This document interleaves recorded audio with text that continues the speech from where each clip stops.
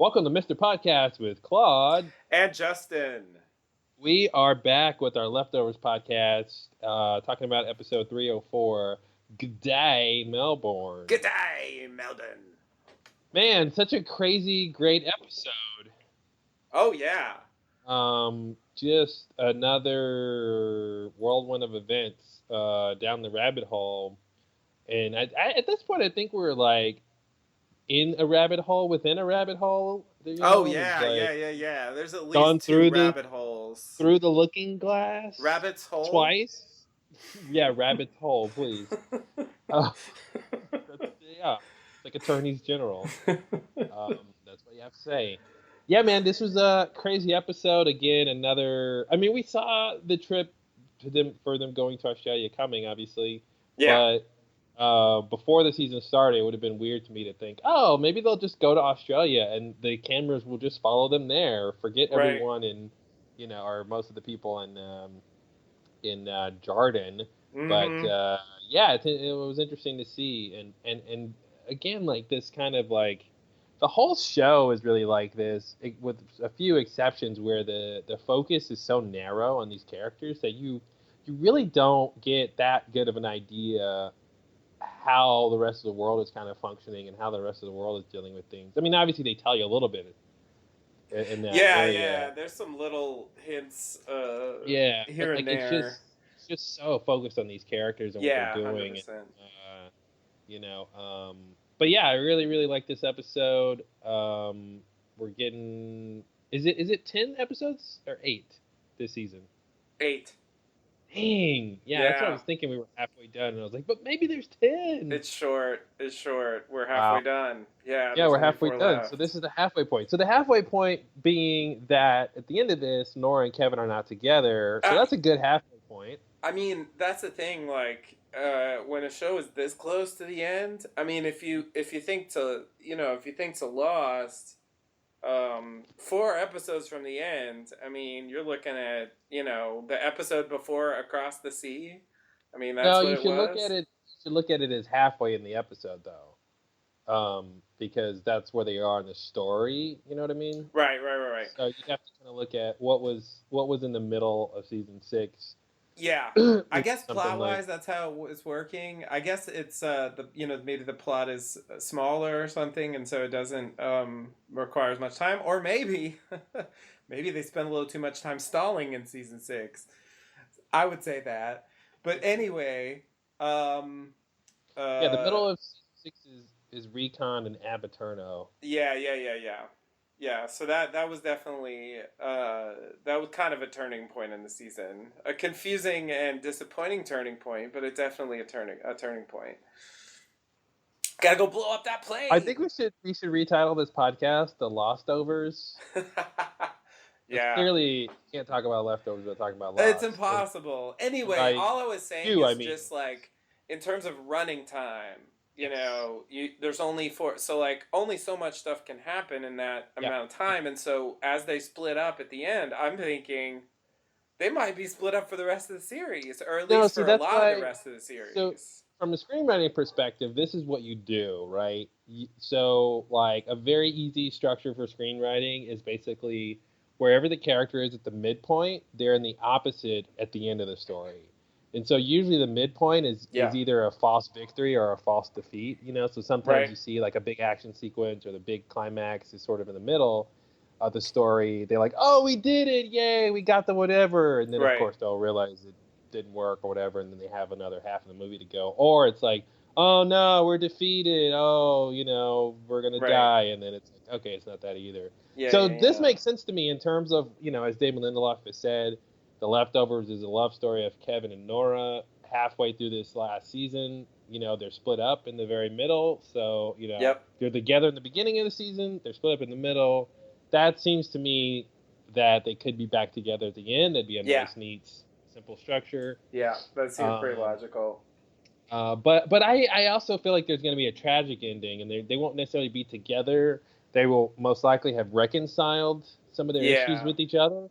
But I don't know if they'll necessarily be like a happy couple and, or have more kids or like, I don't see like a normal happy ever after ending. Yeah. I agree. It doesn't seem like it's going that way. I think it's possible, but I guess I imagine it being like, yeah, so, somewhat of a reconciliation, somewhat of a repairing of the damage that's been done, but yeah, not necessarily a storybook happily ever after. Then they enjoyed Mm-hmm. life and had a bunch of kids, and Kevin never saw people that weren't there again. Mm-hmm. That's what I want at the end of the show. I want like a title sequence at the end that just like tells us like what happens to these people later, but just in text. Don't like show it to us. That'd be too interesting. Right, Just like right. write it in text. Yeah. That's what I love so much about the ending of Unbreakable. I loved it when it was just like a bunch of text talking about what happened. Hey, Quentin Tarantino considers that one of the best movies ever made, and Oh God, really? yeah, I actually just like last week saw an interview with him from back when this movie came out. He loved it because he was like, "It's such a brilliant premise. What if Superman didn't know he was Superman?" And then I'm thinking to myself, that's the actual premise of the Superman story. Like the whole point of the Superman origin story is when he's a kid, he's got powers. He doesn't know he's Superman. When he's an adult, young adult, he becomes Superman. He doesn't know he's Superman. It's something he decides to become. So it was really weird when he was like flipping out about how great it was, and I'm thinking, that's baked into the origin story itself. Like, what are you talking about, Yeah. Quentin? Yeah, But nice anyway, try. I don't think he's yeah, that into comic book stuff. he I feel like, loved he. Yeah, no, I think he was like one of the best. He qualified it somehow, like top 5 movies or something of yeah.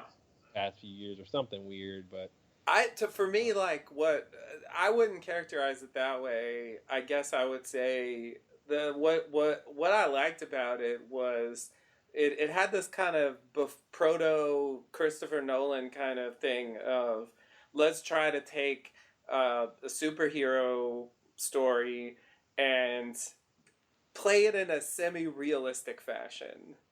hmm Like, I guess dial down the cartoonishness and say, like, how could this like sort of make sense in a real world context? yeah, That's what it feels like. It's this kind of gritty, like, more human superhero story. hmm I think that's what was interesting about it, at least for me.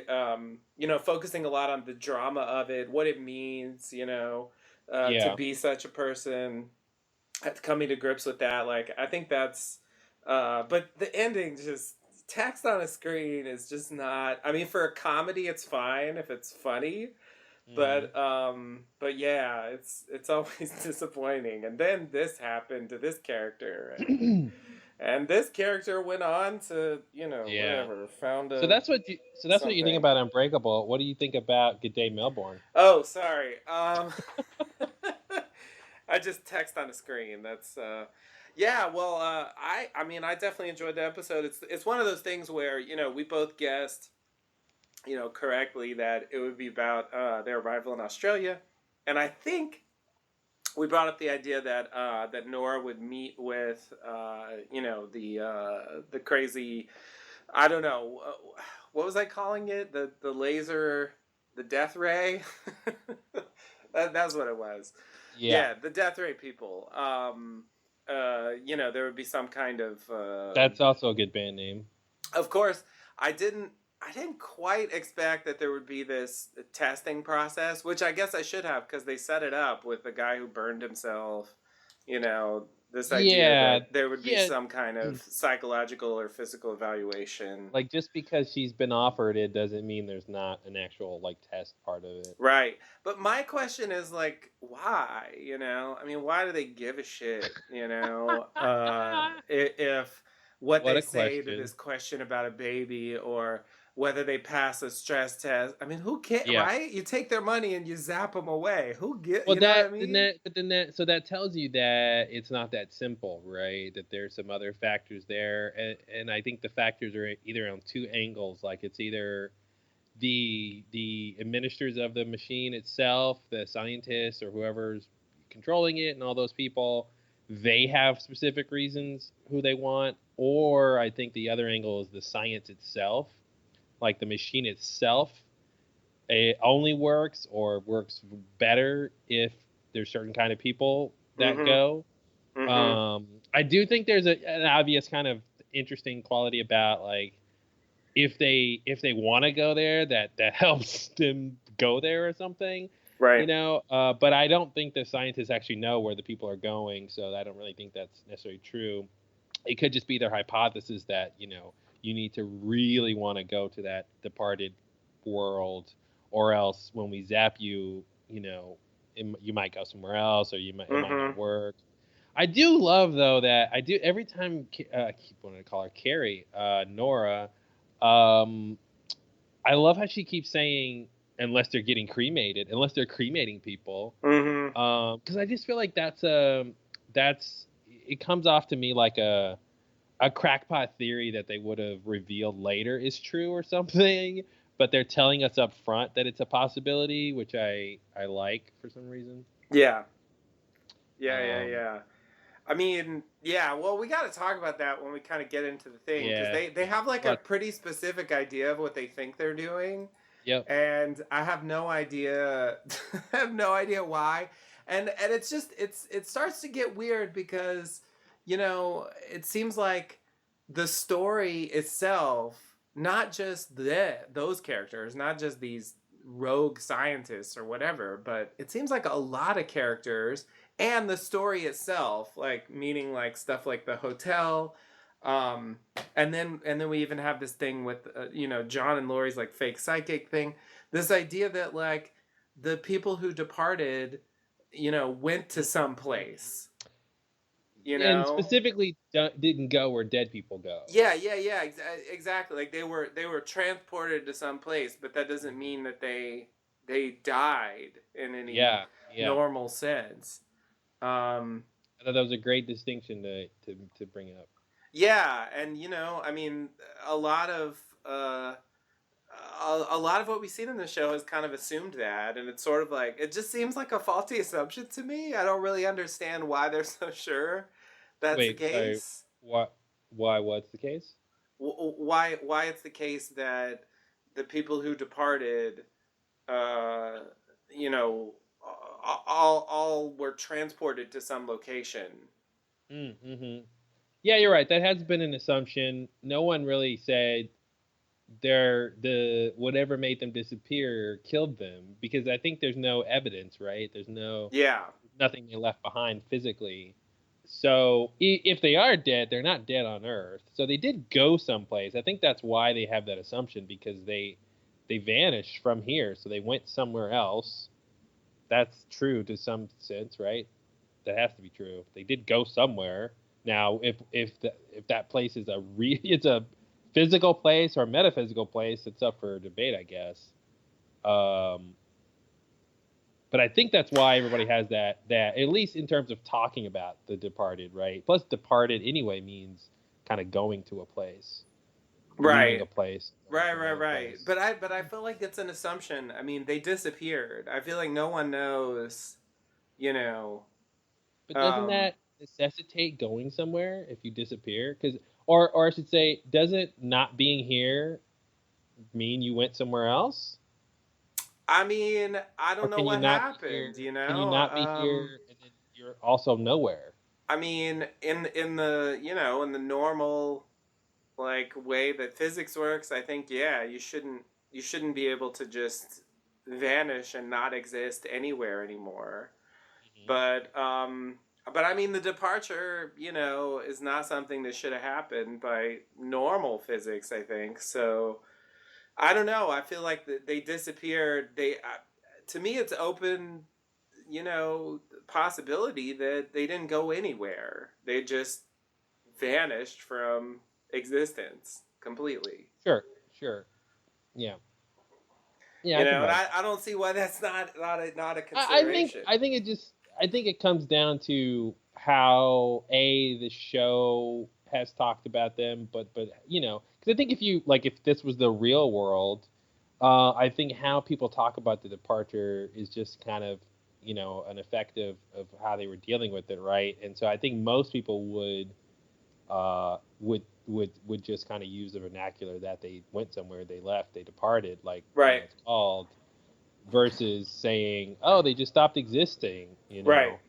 And it's the same with, dying too. Most people kind of assume you go somewhere, your Right. consciousness goes somewhere, even though we also do consider you just cease to exist. But in that case, your body is still there, wherever it Yeah, but was when you but I'm just saying died. the way we talk about death, I think they kind of transferred that to Oh, Departed. I totally agree. I totally agree. Yeah. Yeah. But it just seems to me like I don't know how far they're going with it. If it's really just a matter of like most characters are assuming this, and who knows? I mean, maybe there's going to be some kind of subjective confirmation. It's I don't know. I guess yeah, I mean, I guess it's just a practical thing. But it did strike me that like different characters with different points of view and motivations are kind of saying similar things about what happened to the people who departed. Yeah, and I think the show is at least trying to make it clear to the audience that that is something to consider, because I think if the show had up until this point told us that the people who departed just stopped existing, then this whole gambit of the machine wouldn't really quite work, because we wouldn't be thinking, oh, she's going to go somewhere if she goes in the machine, or we wouldn't sort of Right. trust or have any validity to the scientist argument that they are sending people to someplace. So I Yeah. think that's why I think they have to kind of like make that clear. But I find that I just find that interesting that, yeah, like you said, so many characters are kind of on that page, and I think probably for different reasons. I think from like Laurie's angle, I guess we'll get into it, but I feel like Laurie is probably like wanting to not like walk the line between helping people and deceiving people. And I think she's comfortable saying that dead people are dead, Right. but that departed are out of the realm of what they can use or John can use his powers for, because then he's just Wayne, then he's just using, or I should say, manipulating people, which they're doing the other way too. But they're manipulating some people about something they're unsure about or they can't know. Right. Right. But I found that super interesting when she's like, "Oh no, Departed, can't do it. Call it, shut Yeah, it yeah, down." yeah, yeah. I was curious what the objection was And exactly. also specifically telling him, or telling John to tell the guy, "Hey, the Departed are somewhere else." Like they didn't even Yeah. have to do that part. He could have just Yeah. she could have said, "Hey, shut it down," and then John says, "Hey, sorry, I'm not getting anything by." But he was like, she specifically wanted him to communicate to the guy that the Departed went to another place, which is Right. interesting, because then he's going to go and tell other people that he's going to believe the experience he had, and then if anybody talks about the Departed, he's going to be like, no, no, no, they went to a place. So I thought that's kind of interesting. They're putting that out in the world. It's weird, and it makes me wonder where they got that idea and why they're saying that to people. You Mm-hmm. know, because it's I just to me, I mean, again, it's an assumption. I feel like they don't know that any more than they know, a lot of things that they're saying. And so, I mean, why not make up a story along similar lines? Mm-hmm. Just acting like they had died, because for most people, I mean, the people who departed, it's like they died. Maybe it's worse because they disappeared, but effectively, they're gone. You Oh, know, it's definitely worse. Definitely worse because you have no closure. right? But I mean, I don't know. Like, people. I mean, people disappear a lot of Mm-hmm. times and are never found. Yeah. It happens, and their families never know what happened to them, Mm-hmm. right? But you know, for the most part, in a lot of cases, you can assume at a certain point that they're probably dead. Sure. It's not crazy to think that. And I mean, or at least like they're not alive in any sense that is gonna, mean anything to me. Mm-hmm. Here on Earth. So like I might as well treat them like they're dead, because I mean I get why that's not the case, but I'm just saying, like, from the point of Yeah, view I of think like that's the difference, right? therapy. And it's kind of like Grace's story, like the idea of her kids vanishing versus it's wow, it's actually very apropos. the idea of her kids vanishing versus they actually just left. They just went to a place, like you said, like you're saying, like they disappeared, like they physically just left. And I think that's the difference is that closure angle, right?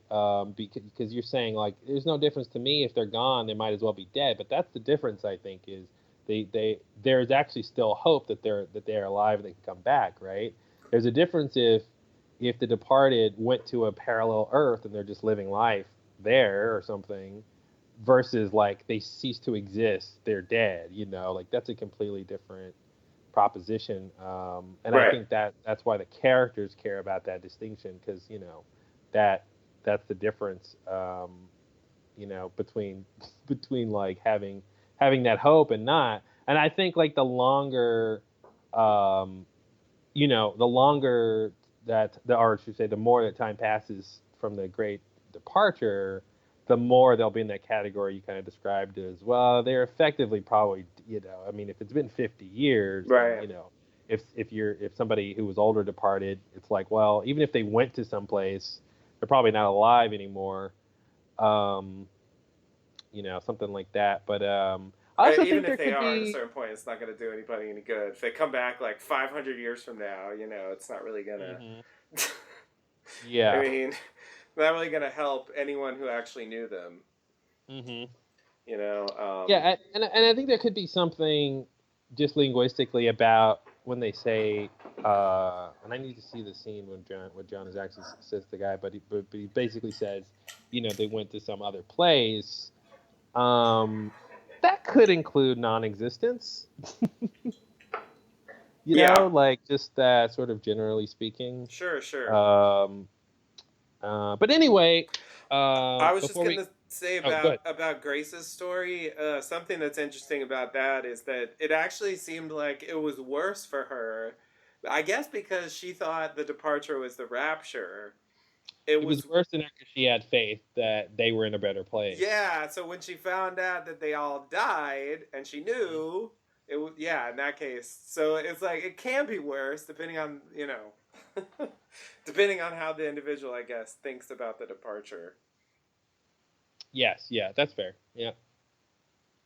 But that's definitely a unique situation. I mean, that was something that we hadn't really seen on the show before, which is kind of surprising. Yeah, and there's a similar version of that where there's going to be people out there who thought their loved ones departed, but their loved ones were kidnapped. Right. Or someone took advantage of that moment and kidnapped somebody or whatever, or just absconded with and that's that's a thing that they touch on, they kind of sprinkle throughout the show. But I mean, imagine the urban legends in the world like this. I mean, geez. Yeah. Somebody's like, I saw this happen when the departure, or I saw this happen because of the departure, or I saw, what I mean? And you're not gonna know what's true or not. Right. It's gonna be like when I think it was Grace's story when the departure happened, and she's like at the grocery store or something. Yeah. And she's like, the Czech girl vanished with the peas in her hand or whatever she said. Mm-hmm. And I don't know. I just kind of instinctively was like, I don't quite believe you, because you're giving me mythology, and I don't necessarily trust you yet. But the idea that like the departed left with objects or whatever. Right. But it was just, well, they did leave with their clothes. Well, they left with their clothes, but their clothes are I don't want to get into that. Had to. I think I know. They left with their clothes, which makes complete sense. Because it would be a different show if they vanished naked and they left all their clothes behind. Yeah. Just that'd be even crazier. It would change how season 1 goes with the guilty remnant. They already have the clothes. But yeah. But anyway, Grace's story about that. But anyway, it just made me think like, well, that's just hearsay. You have to take her word for it or not. But just imagine how much, the story, Tony the chicken, there's stories like that going around. Mm-hmm. Hey, my dog can predict the lotto numbers. Give me $100 and we'll win the lotto, and or whatever, or like, just so much. And so I was rewatching this since season 1, and sorry to go on an aside here, but we're talking about departure. But did Laurie's baby get departed? It's ambiguous, I think. Okay, because we don't see what happens after that, and then but then by the time we get to the beginning of the show, she doesn't have the baby, and she's Right. not pregnant anymore. Okay. Yeah, and so I mean, like it ends on that shot, and I remember when I watched it the first time, and when I rewatched it recently, I'm expecting, because like this is usually how these things work. You see the shocked look on her face, and then you cut to the ultrasound or whatever it was, and you see not the fetus Yeah. is gone. Yeah. That seems, and then the That's what I was credits waiting roll, for. but they don't do that. They just hold on her face, and you never see what she sees there. You assume that that's what it was, but she never said it, I It's don't think, funny. out loud on the show. Yeah. And it leaves open the idea that, she lost the baby some other way, she had an abortion, any number of other, she was ready. I mean, things were coming to a head, with Kevin anyway. And so it's sort of like, it makes sense that would maybe push her over the edge, but Yeah, I don't see her if the baby didn't depart. I don't see her keeping the baby and then joining the guilty remnant. Yeah.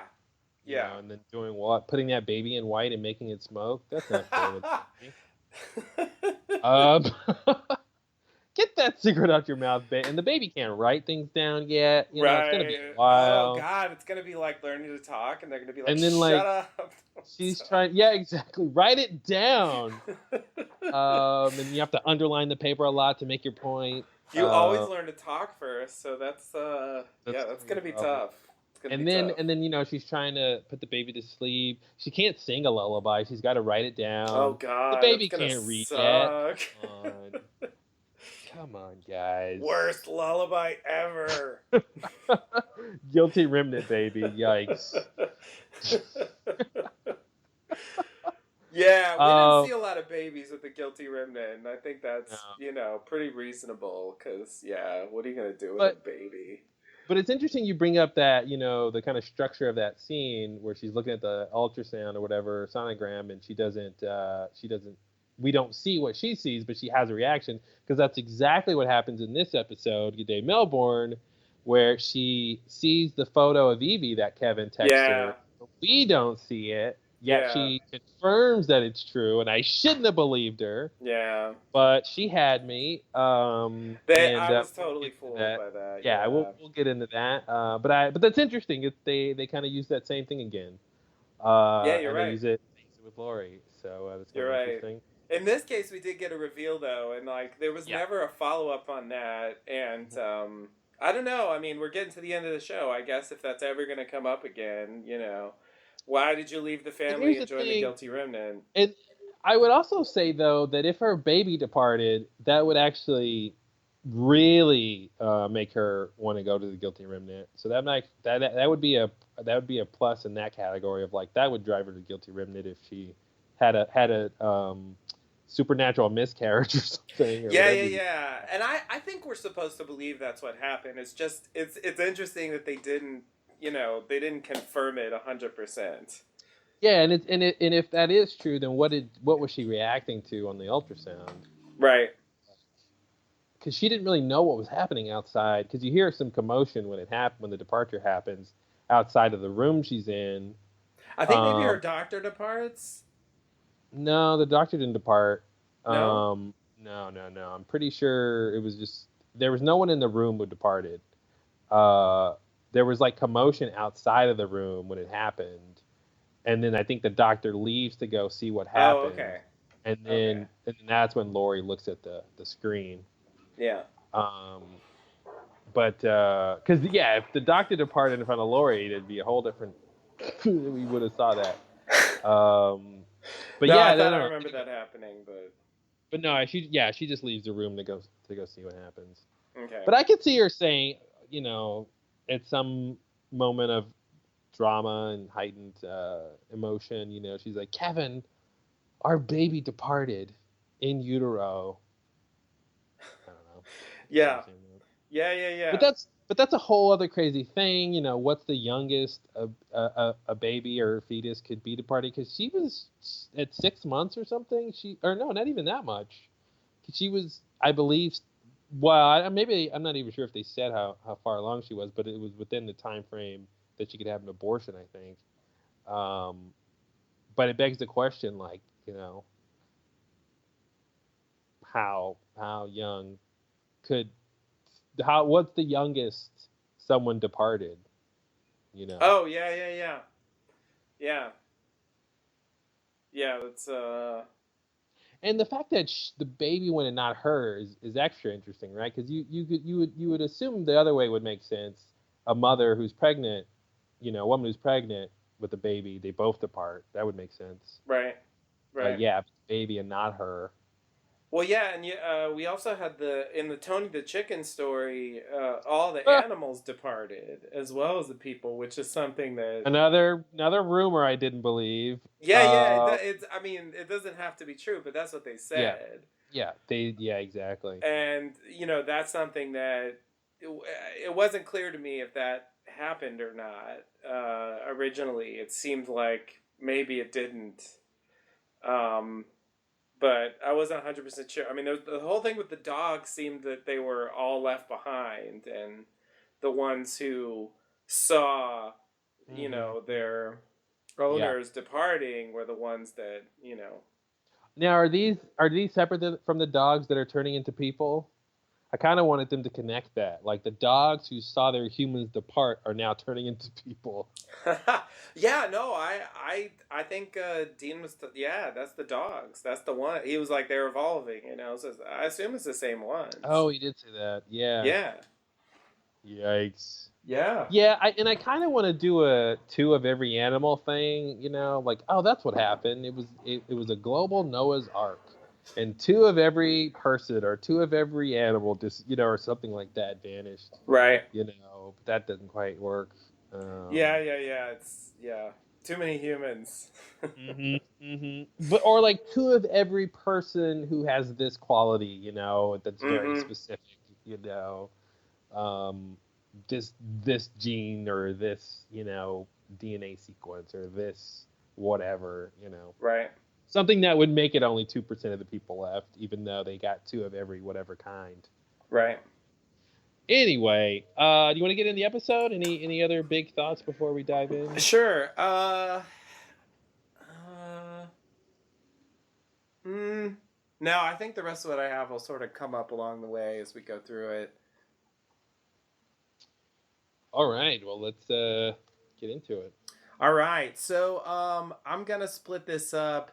I mean, this episode is basically Kevin and Nora. They start out together. They come to Melbourne. They check into the hotel. They split up. They have their own separate plots, and then they come back together at the end, and then they split up again. Yeah. So I guess what I'm gonna do is describe the first part before they split up, and then do Kevin's story, Nora's story, and then when they get that's my plan. Just for the record. Okay, so in the first part goes till they split up when they leave for the day, basically. Yeah. Okay, because I definitely want to talk. We got to talk about the Evie thing on TV and all that stuff. So right. There's a lot in the beginning too to talk about. Cool. Okay, so okay, so the first part of the episode, Kevin and Nora going through the airport, and they're about to like go through the customs or whatever you call that area. Nora has this thing called global entry, which I don't actually even know what that is. So feel free to tell me if you do. I guess it's something where you get less security or whatever. Well, off the top of my head, Global Entry is a U.S. Customs and Border Protection program that allows expedited clearance for pre-approval, low-risk travelers upon arrival in the United States. Members enter the United States through automatic kiosks at select airports. At airports, program members proceed to global entry kiosks, present their machine-readable passports, a U.S. permanent resident card, place their fingerprints on the scanner for fingerprint verification, and complete a customs declaration. And then, of course, the kiosk issues the traveler transaction receipt and directs the traveler baggage claim and the exit. That's just from what I remember. So then they're using it inaccurately, I guess, because she's using it to leave the country, not to re-enter. So yeah, I guess it's just a little. Or perhaps there's a global entry for Australia. Oh, okay. So anyway, she goes over to do that. Kevin goes through the normal line. Once they meet up again afterwards, he's immediately like, all right, what are you smuggling? Otherwise, why bother? And she's like, the $20,000. Like, hey. Hey. And, right? Because we all knew, $20,000 for the death ray. And so she has him come in the bathroom, take it off. He mentions, why don't you just give me half? It's like, oh. Mm-hmm. Yeah, especially if you were just going to tell him anyway. Because, like, the whole time I was thinking, Yep. about the trip, like, how is she going to hide this from him? How is she going to, like, sneak off? And, like, she didn't hide it at all. She just told him, here, I got money. Here's what the money's for. If anything's a lie, it's like this idea that she's gonna expose them, or she's gonna crack down on their fraudulent scheme or something. Why do you think that's a lie? Well, it just seems to me like she's like half. It seems like she's half like wanting to do it, and half and sort of like when they reject her, she wants to like take them down.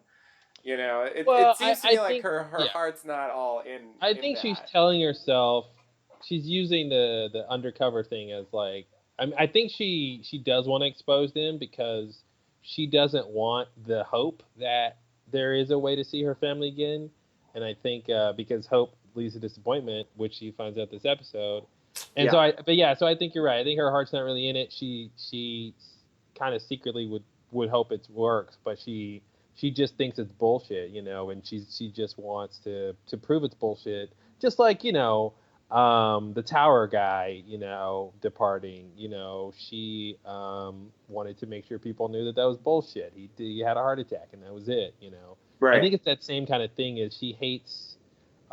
It's similar a bit to what Lori kind of, I think, thinks about this, but in a less hostile way, or more hostile, and Nora's version is more hostile. Where she doesn't want any supernatural answers to things. She's like she wants things to be kind of cut and dry, and reasonable. And I think that's why she doesn't like Kevin's book, and we'll talk about that whole thing. Right. Okay. But real quick, it is weird to me that they do this kind of jokey thing of why didn't you just give me half? And she's like, huh, like I didn't think about that. Because that's not, they don't usually play this kind of like plot oversight for a laugh. That's not something I've really seen before. On this show or Lost. Because they could have easily rewritten the beginning, right? They didn't have to have her smuggle money. They could have just written it where at the beginning of the scene he already has half. They talked about it on the plane or off screen or whatever. So the fact that they're like, no, we're gonna keep it the way the audience is expecting, which is that from the last episode she didn't tell him what she was gonna do and that she was gonna bring money. It's just it's a weird thing to me that they did it this way and just made her seem to have this oversight. It obviously like goes with the theme that they're a dysfunctional couple. There's lack of trust here and a lack of sort of thinking about him as someone she could partner with on this thing, and the whole give me half, kind of half of their life or responsibilities or whatever. So I think it goes with that, but it's just interesting because they don't, that was an unusual moment for them to call out something the audience is probably thinking and just make a laugh line out of it.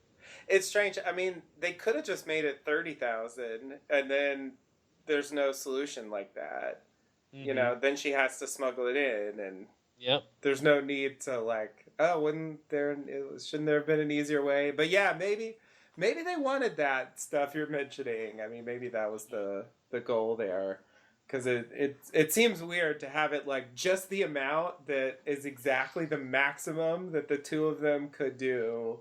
Yeah, and and there's a scene later, which I thought was interesting when she assumes Kevin is there to hang out to go find his dad, and I think that also touches on this idea that they're kind of just out of step with each other. Right. Because she didn't even think, "Oh, you're here to support me." What? I thought you were here for your own self. I'm here for my own selfish reason. I thought you were also here for your own selfish reason. Yeah.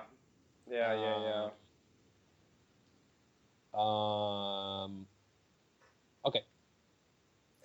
Okay, so let's see. They have sex in the bathroom. Then they cut to them on a plane. On the That's plane, all the description the sex scene gets? Yeah, what else do you want me to say? Come on, man. Where'd they do it? Who did what? When? Come on, jeez. We have an audience that really wants titillating. They want you to describe the scene they already saw. You want me to do some kind of 50 Shades of Grey extended description? Should I embellish what happened on the show? Please. Yeah, make it dirtier. And then they got the whip out. Yeah, if this podcast can just turn into an X-rated leftovers audio radio play, that'd be great. I'll give you a reason to put a bag over your head.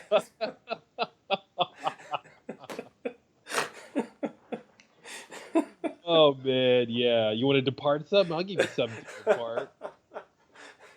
It'll be sudden, all right. Yeah. The whole episode won't be nothing left over. Whatever that means. I don't know what that means. But it makes sense in some weird way. It reminds me, the whole episode, I was wondering if he... actually, Nora mentions that she took his duct tape. I was wondering if Kevin was going to pull out the bag and go for a... I didn't even catch that it was the duct tape he uses for the bag over his head. Yeah. I didn't catch that. I thought she meant that's what it was. Yeah, no, that's a really good catch. I assume she just meant... I assume it was a throwaway line to fill the time where she was taking it off. Yeah, because I thought she just meant, you have duct tape somewhere in the house. I took it. Right. In a sense, I think she means that. But yeah, I'm assuming since we specifically saw that he had a roll of duct tape, in that box. Yeah. No, and I think she's a little bit saying, referencing connecting his crazy thing to her crazy thing. Yeah.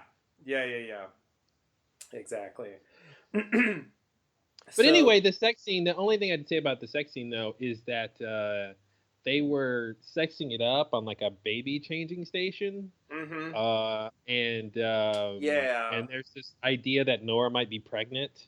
Yeah, I've heard a lot of people saying that. I mean, I guess that's definitely not out of the question. There is some lines later about her having an IUD, which should mean that it shouldn't happen. But then it's Damon Lindelof. He's a big fan that's why of pregnancies it will that happen, aren't supposed to happen. So, I mean, it's definitely possible. Pregnancy, children as a symbol of hope. If they're split up, but there's a child there, then that's that provides opportunities for sentimental moments at the end. So I could see him going that direction. I would be kind of disappointed if that's really where it goes, unless they do something interesting with it and not just the usual kind of it's a symbol of hope and a bond with someone that you've lost and so on. That's generally I've seen that a lot. I don't necessarily need to see that again. If they have something somewhere else to go with that, it works for me. I would say I think it's definitely possible, but I'm kind of hoping it's not just the usual thing they do with babies at the end of shows. Mm-hmm. You know. But that's just a hope. It's not necessarily, I mean, this happens a lot for a reason, and it could easily happen again here. Yeah.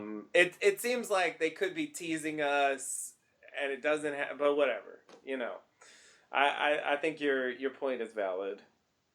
Something else I was gonna say about okay, yeah, I guess we'll get there soon. Okay.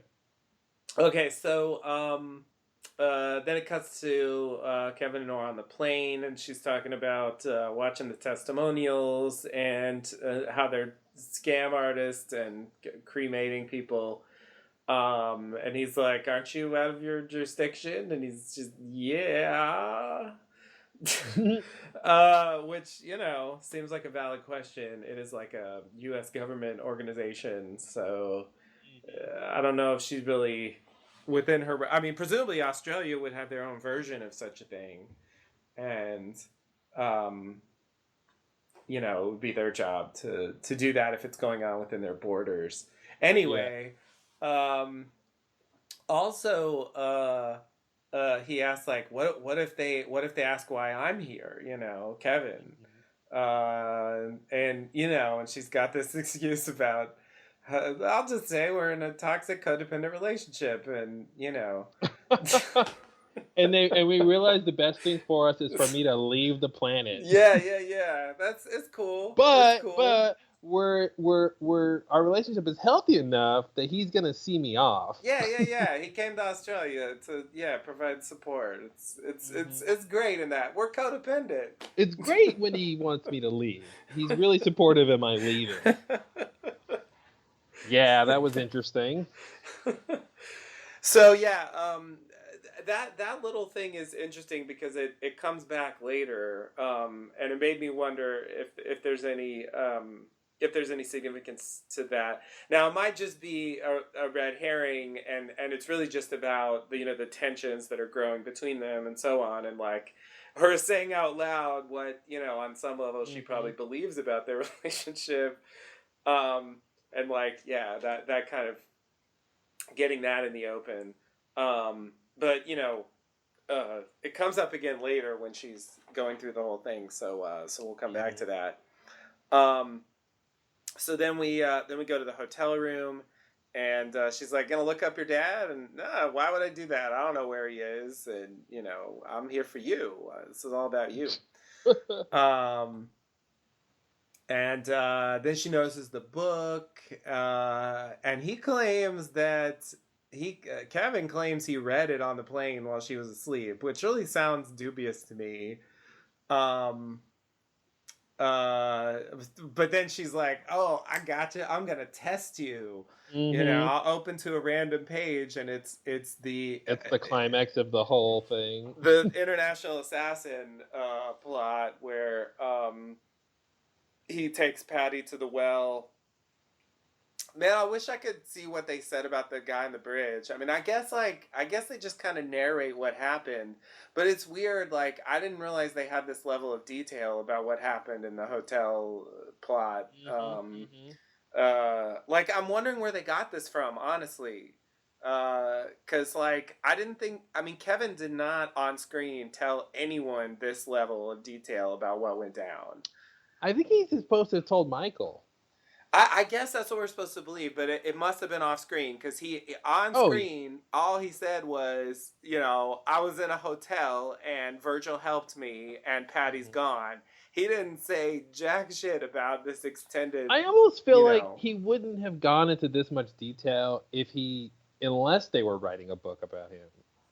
That's what's weird to me. It almost makes sense if like Michael's like, "Hey, I want to write a book about what happened. So tell me what happened," and then he tells him all this detail. It's weird that he would.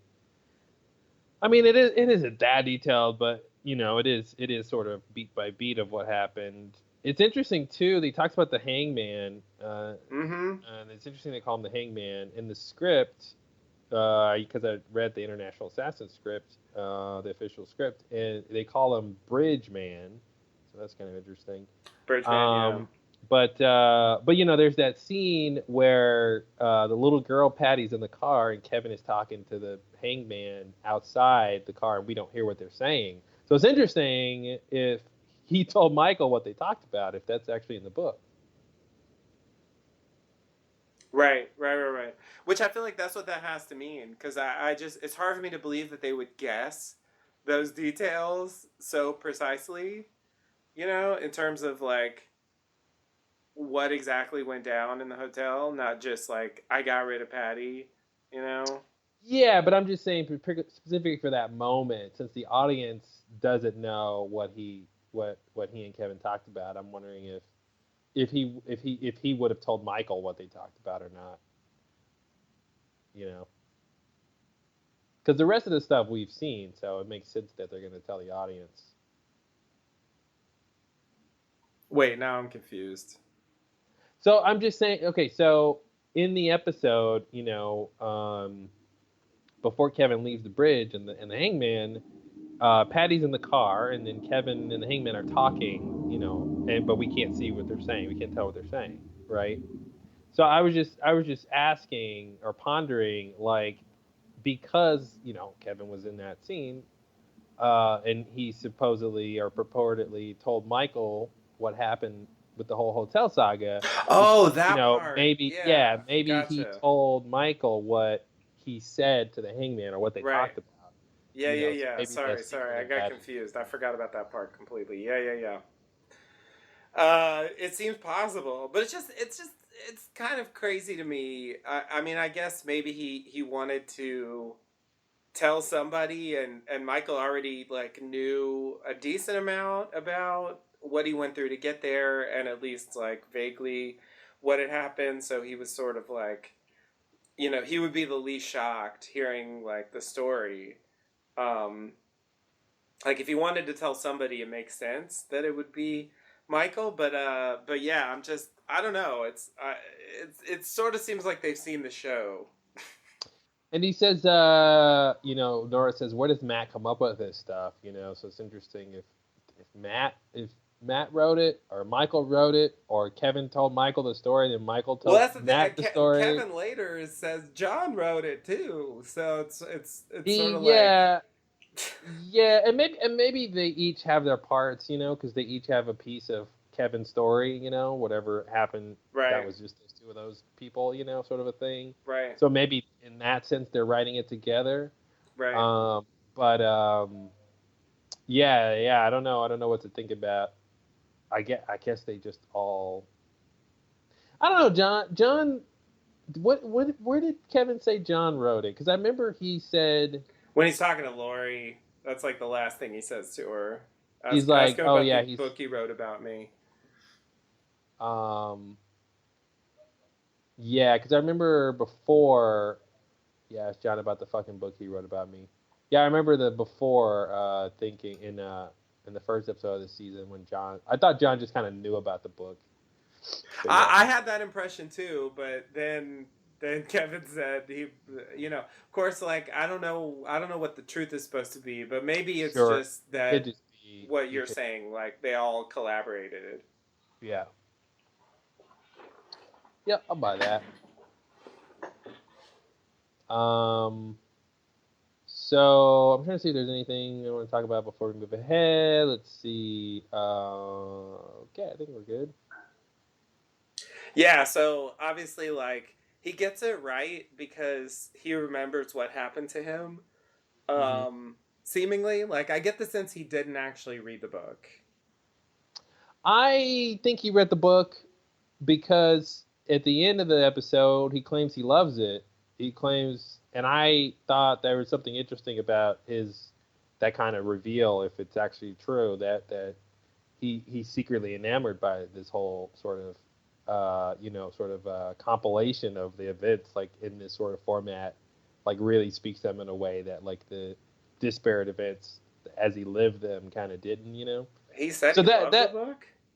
Yeah, I mean, he was very emotional, and this is right before he burns it, he lights it on fire.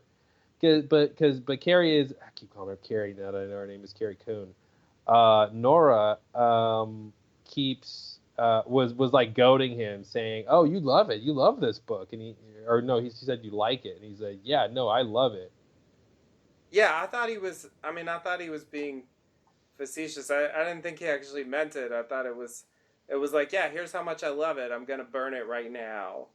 Like I didn't think I he thought he was. meant it. Yeah, I can definitely understand reading it that way. Uh, but I took it as he was willing to like let it go because there's nothing in there he didn't know.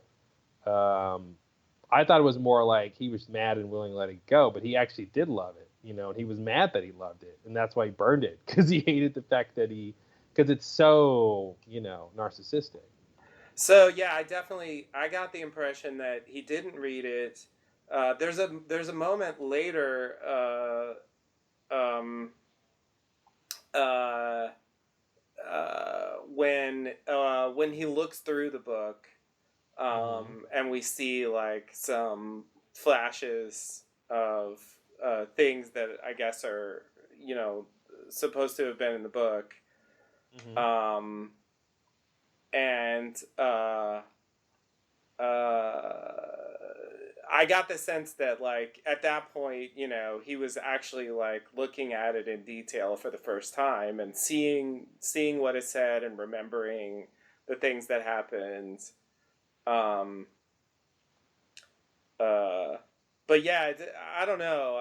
I'm Yeah, I just took it as he was just remembering whatever page he read at that point. Yeah. Yeah, because when he's like, yeah, he's totally sounds like he's being facetious. He's like it, I fucking love it. It's riveting. I read it fucking cover to fucking cover. Um, because I thought he actually did read it. I thought he was just kind of being like weird about it. yeah. I mean, it's definitely possible. It just seemed to me that he didn't really read it, and he knows what's in it because it's the stuff that happened to him. Then why would he say he read it? Or does he not want to admit that it's true or something to her? I think at a certain point he does actually read it. Now I'm confused about when that scene happened because I distinctly remember it. Um, yeah, when did that happen? Well, but so you're saying he did read it at some point in the episode? Yeah, I think we see him do it. But now Well I then, don't remember when that was. well then the thing that I think at the end should be true then. When he's burning the book, he should have read it by then. Yeah. I'm just not convinced he loves it. Mm. Um, Mm. uh, yeah. What?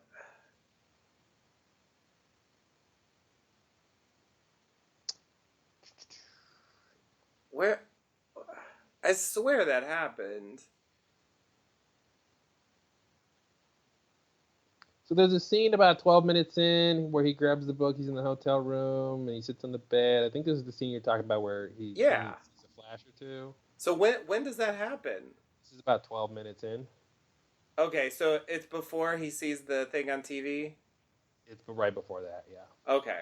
Okay. Okay.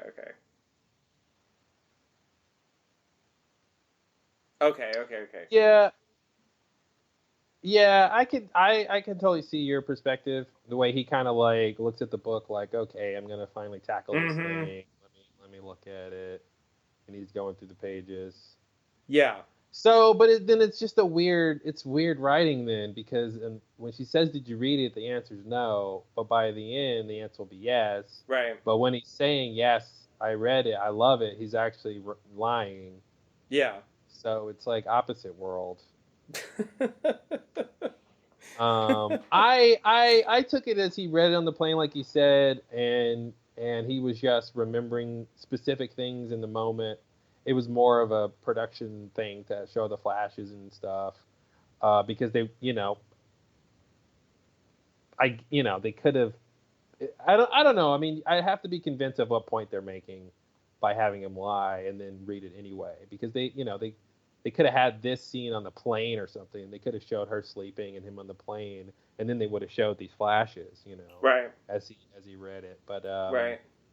Yeah, I don't know. It's weird. I see it both ways. But yeah, I took it at the end. I took it as like he was actually surprised that he was enamored with the book, and he kind of had some self-loathing for that, which was kind of fueling the anger along with the fight they were having, and that's why he was kind of being weird and like sounding facetious, and but he loved it, you know.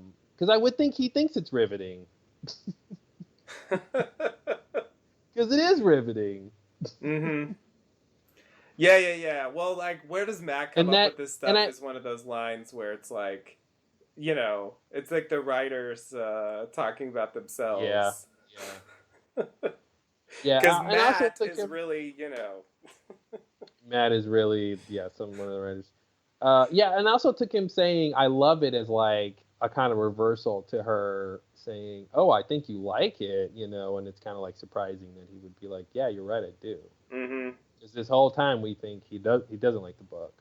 Yeah. So I don't know. I guess we'll see.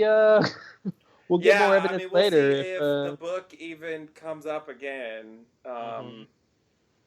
which I think is up for debate at this point. But because you know, by Lost rules, when you burn it, that means you're done with it. Yeah. Yep.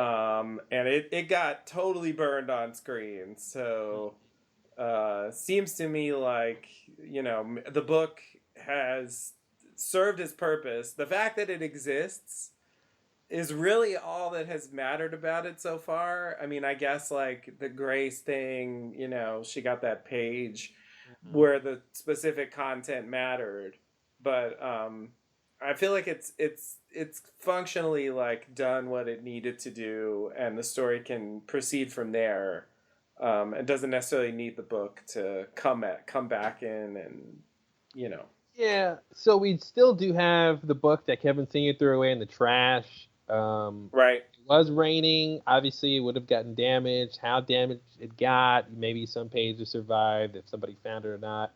I think it, you know, maybe that comes back. Maybe you know, now that Kevin Senior is roped in with Grace and Kevin Junior, he'll find use. I don't know. Maybe Grace is like, I want to read the rest of the book, and he's like, why don't they one away or something? But I agree. I think with Lost Rules, it's done, but there is that kind of lingering issue of that book still being out there, and then possibly Michael has a digital copy, which is interesting.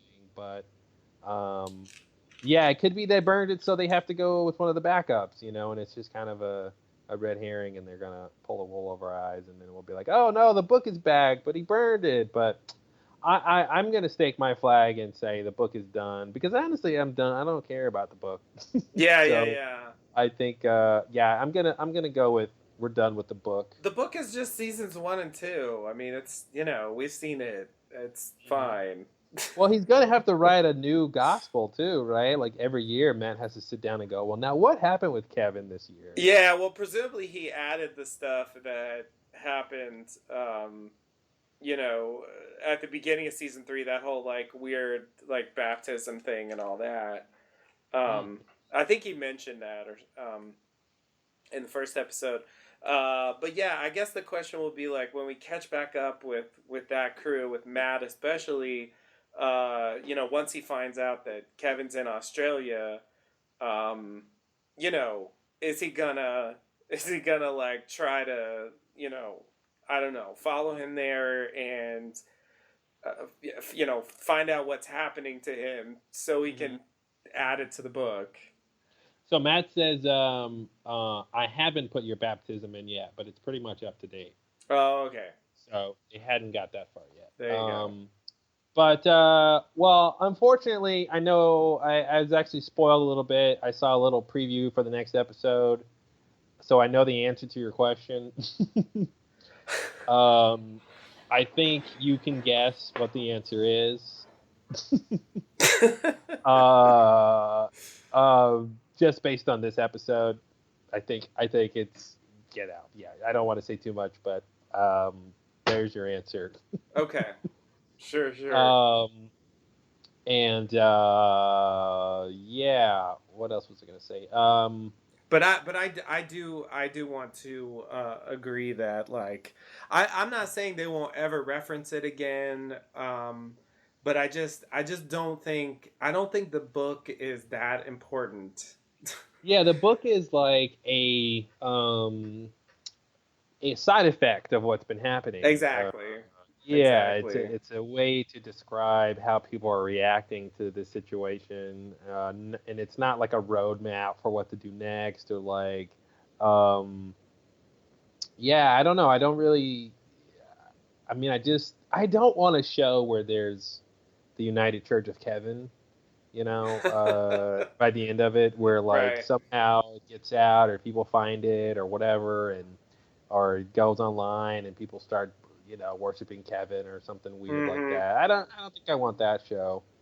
So it'd be great to me if it was done with. But again, it's Matt could rewrite that anytime. I mean, with and it would mostly be the same. I'm sure some creative flourishes might be lost, but you know, That's a I'm good point. sure I'm sure he remembers like the important parts of Yeah, Kevin's yeah, it's story. not like any of that stuff was. I mean, since they're just narrating things that happened, Exactly. Yeah. it's not like, oh man, the inspiration. Yeah, like you said, the wording might be different, but they can easily rewrite it. So Yeah. it's not that big of a deal. Yeah, that's why burning it is kind of like seems like it's more symbolic than anything because if they Yeah. could just redo it, then it's. I think that means the show's just trying to tell us we're done with it. Yeah. Yeah, yeah, yeah. That's how it seems to me. Um okay. Good, we agree. We can continue podcasting together. So, do you want to go Kevin first or Nora first? I guess, the show actually, the episode actually cuts between them, but I'm just going to separate the two stories. Um, so which one do you want to do first? Um, we can't just alternate scenes. Uh, Is it too hard? yeah, I mean, I don't have it broken down scene by scene. So, I see. I know it's Uh, cutting back and forth between these storylines, but I couldn't tell you exactly where the cuts are without like going back and watching it again. So, yeah, let's do. I would say let's do Nora's story. okay. But we kind of skipped over some stuff. I mean, do we want to talk about Evie on Good Day Oh, I Melbourne? was leaving that for because I know like so Nora leaves because the phone rings and she has to go get on a bus to go off to the Death Ray cult and she leaves Kevin there and he's alone in the room and we kind of stay with him. So his story starts there. So Oh, I see. I was gonna whenever it was time to do Kevin's story, I was gonna start there. Perfect. Let's do it. So yeah, stuff happens to Kevin before this Nora story, but we'll just pretend like we followed Nora as she goes to get on the bus to go see the Death Ray cult. Hmm. So um she's waiting for the bus and like this woman comes up and asks her to hold her baby so she can go do a job interview. Um she agrees to hold the baby, but then the bus comes, so she has to run, give the baby back, and then run back and catch the bus. So that's a Hmm. weird little interlude. Um, she gets there to, I guess it's a kind of abandoned warehouse. Um, there's a couple The little of, known sister store to Men's Warehouse, yeah. abandoned warehouse. It's good deals there. So she goes in and finds these two women playing Name That Tune, I guess. Hmm. Um, there's a piano in there. I don't know why the fuck there's a piano in there. For ambiance. Yeah, I mean, it's just like moving a piano is, Yeah. especially one like that, is a huge pain in the ass. And for like, so we can play Name That Tune in between. I mean, just Hmm. really? It's weird to me that there's a piano there. I don't get it. Anyway, I mean, how about like rock paper scissors or hangman or something like. Yeah, I mean, you could assume that they meet people here all the time, so they're here, and they want to entertain themselves while they're waiting. But yeah, moving a whole piano. Yeah, and I had the impression from episode 2 that they move around because they're they've gone rogue. And they're kind of like evading authorities and stuff like that. And so I guess I assume they're in Australia now, but they're not necessarily. They haven't always been there. Yeah, that's and they're fair. not necessarily going to stay there. So I don't know. Yeah, good point. I retract my statement. Yeah. It's a one-time use piano, and I don't know why it's there. Okay, good. All right. As long as we're both confused, then I'm happy. Okay. It didn't bother me. So, yeah. I mean, By the way, Aha's "Take on Me" is one of my favorite '80s songs, so I was very happy. Yeah. It's heavily featured in this episode. I'm surprised they didn't make it the credits music. Yeah, I thought that was interesting too. And by the way, I did like the title sequence music. I like that song. I was like, "What's this?" And then I'm like, "I like it." Yeah. I liked the fact that it didn't feel like a jokey one. Yep. Like the first one, the Perfect Strangers one being a jokey one, like makes sense. But then in the second episode, it's this like cheesy personal Jesus loungy cover, and it's like I was like, is it gonna be like jokey title sequences all season? Like I don't know. That gets old to me, especially for a show that's not really a comedy. Yeah, I thought Perfect Strangers worked, especially because the lyrics kind of fit a little bit. Yeah. But yeah, I totally agree. The second episode, the jokey one, was like, what? Why? It didn't fit with the title, with the images in the title sequence, because it's all about people losing people. But the song was like, and it made it weird. As you say that, it reminds me. Actually, we're gonna get there in this story, so I might as well. Just finish the story here. So they ask Nora to undergo like a physical examination, hand her off to this doctor, or I don't know, some kind of medical professional or semi-professional. Anyway, so he like does some whatever stuff. We don't really see all the details, but eventually he puts some kind of sensors or something on her and asks her to confine herself in a crate to simulate the isolation, I guess, that will happen when she enters the death ray machine. And so she gets in this little box and then gets out, did fine, heart rate didn't go up, no problem. And now the two women who greeted her at the beginning at the piano are going to question her. But she also has questions for them. She asked them, like, why didn't they use the machine to go through? And let's see, the mean one. Yep, the bad cop. She's pretty much the bad cop. Yeah, says she didn't like the odds.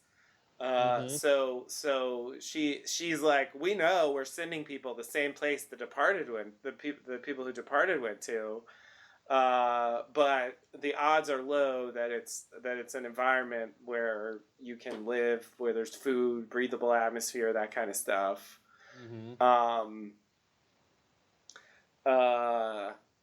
Yeah. So before I this is the thing I wanted to bring up. I love that they're so sure you're gonna go to the same place as Departed. We just know that. Period. Yeah.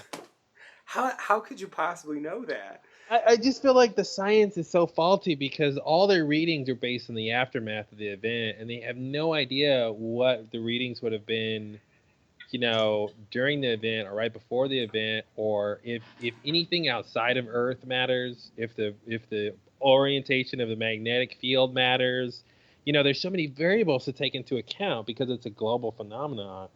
And it just seems like a real scientist would never claim to be that sure, without having some kind of evidence. And that's the thing, they don't seem to have the evidence.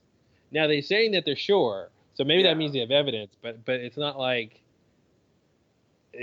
from our perspective, there's any way they could actually have evidence of that they're going to the exact same place, because it could be a place that moves.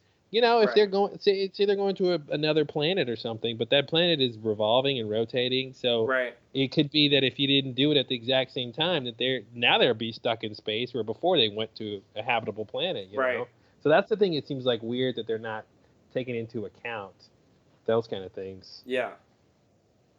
I just don't really buy it. But what I wanted to say about the title sequence, like something that stood out for me in the title sequence after hearing this, like basically this is the first time I got this idea that maybe the departed were just beamed into space somewhere. Like I never even thought about that as a possibility. You know what it reminded me of when she said that? Lost. It's not the same thing, but it reminded me of the Pearl Station tubes, just getting transported to like some faraway location, just existing by them. You know what I mean? Like just that kind of image of like a pile of something just existing and nobody kind of knows where it went. Yeah. I mean, it could be that everyone on the planet was transported 50 feet below their current location. So they're all underground now. Yeah, that's what I was going to say, as far as like, I mean, for all we know, they were all like transported to the Earth's core or something, and so they instantly melted. Yeah. Like, that's possible. Yep. Yeah, I mean, the vector, I feel like, of this radiation might matter. That might be the direction you go. It's interesting that they're so sure, and I can only chalk that up to the same type of faith and belief other characters display in for other aspects of the show, and this is just a scientific version of this sort of belief that isn't necessarily accurate. But I did enjoy the theory, getting a theory from a character on the show that was new about where they went, and it was and that it could be such a horrible outcome as just 140 million corpses floating in space. Right. And she says several other colleagues went, which is interesting. But when she asked why the good cop scientist, good cop scientist, didn't go, she says everything I need is here, which I did not think was a suitable answer to the question. It was a very strange way to answer that question, because I guess it means that you only want to go there if you need something there. Yeah. If anybody else had said this, it would have been fine to me. But the fact that she's a scientist, I'm like, well, what about your scientific curiosity in terms of like exploring the unknown? Yeah. That to me, I thought would have overridden this idea of like everything I need is here. I'm like, great, that's fine, all well, good, but why haven't you gone just because it's the science of it? Right. Yeah. Which I think is a good point. I mean, they do say that whoever like invented the machine went through it. I don't believe it. Which, I mean, doesn't have to be true, but they did say that. Yeah. So there's at least that idea of, wanting to find out, since like I think that's the only way you can find out what happens. When you go through the thing. I mean, they think they know, but that's one way to know for sure. Anyway, the thing I was going to say about the title sequence is I noticed that they show all these images, like still photographs of people, and like some of them are like silhouetted out, but I noticed a lot of them they're specifically like filled in with like in a lot of cases it's stars. Um, in some cases it's like lightning, and in some cases it's like clouds and sky, you know. But they're always putting in like this kind of celestial stuff, I guess. Yeah. Yep. And it stood out more when I thought about the idea that they all just got beamed into space somewhere. Because I really hadn't even considered that possibility. And I don't know that that's even what they were thinking when they did it. But it did seem to line up pretty well with that theory. Yeah, I mean, there's a couple shots where it's like a lake. They're like water. Oh, it's just a lake? Yeah, there's a couple shots where it's water, and there's one where it looks like it's kind of like um yeah, it looks, I don't know, it looks like part of the lower body of this guy is trees and the top is clouds. I don't know. But yeah, I mean, your general point I think is interesting. Yeah, that's interesting. And the title too. Yeah, the title is stars. Has the kind of stars in it. Yeah. Yeah. Yeah. So I mean, I don't think there's gonna be. I don't think they're gonna definitively tell us what happened to the departed. I'm just gonna say that right now. I don't think we might get what someone thinks happened, which we already have. We might get a subjective experience. Yeah. But that I don't think we're ever going to get a definitive answer about what happened. And so, you know, any theory of the show that depends on like answering that question, I think is on the wrong track.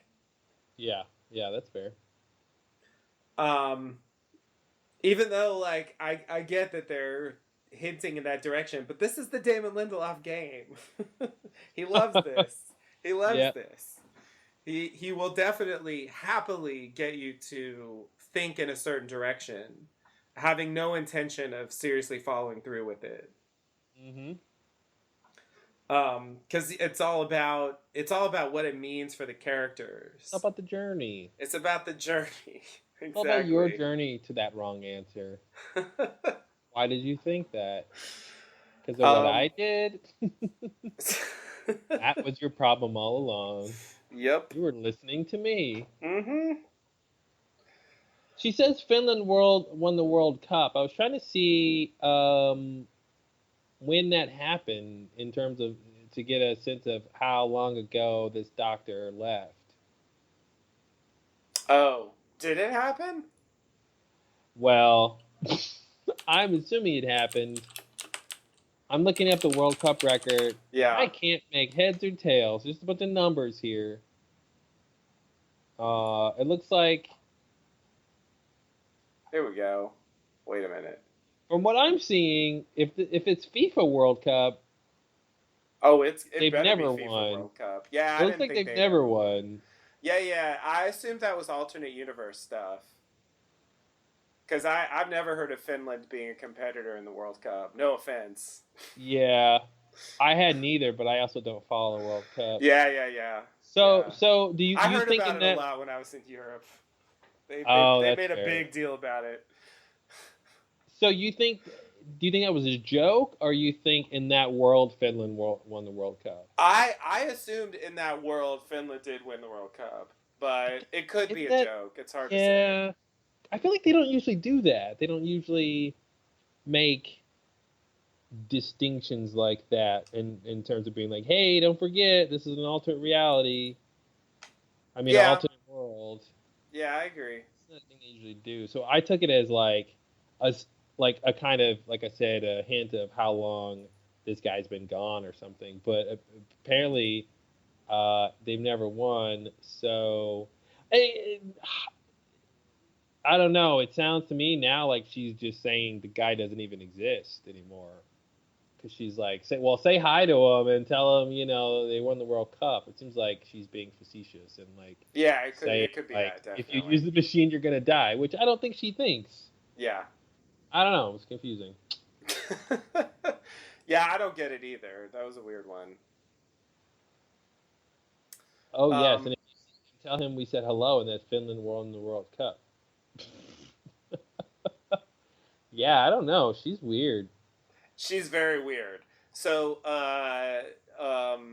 Nora asks what her deal is, and she thinks Nora's gonna get, how do you say, cold feet? Mm-hmm, mm-hmm. How do you say ice toes? See, I feel like the problem with that is you don't start with she thinks you get. You don't start that way, and then come up with a colloquial phrase. Because the whole phrase is get cold feet. Like, that's part of the phrase. You don't start with get. What she should have said was, she thinks you, how do you say it? You get cold feet. Like, that's how she should have said that line. Because get is part of it. You don't start with get if you don't know the expression get cold feet. I also think getting cold feet is something she should know, and I almost feel like she should have just. I don't know why she said how do you say as if she wasn't sure what the phrase was. Yeah, it should have been more like she forgot what it was, not that she had never heard of it or something weird. I don't know. Yeah, it came up weird to me too when she's like, "How do you say cold feet?" Yeah, I mean, I thought it was just supposed to be like they're not native English speakers. They don't necessarily know, because cold feet is like, I mean, that's like obviously not. It doesn't literally mean. But I feel like what you're saying. If you're, I don't know. I feel like they would have. I don't know. I guess it's proving my point. I just feel like she would have heard that enough just watching American movies or something. Or, like, Yeah. not to be too American centric, but I just felt like that was it. What if there was another phrase or something, I would be like, oh, I get that. You don't really hear that a lot, but getting cold feet is a pretty. God, I feel like they have to have that phrase. That phrase in the. Were they Dutch? Yeah, I think they're supposed to be Dutch. Yeah. That's interesting. I'm gonna take a survey of the people I know who don't speak English natively and see if they know this phrase, because I'm not convinced it's that well known. But then I really have no perspective on that at all.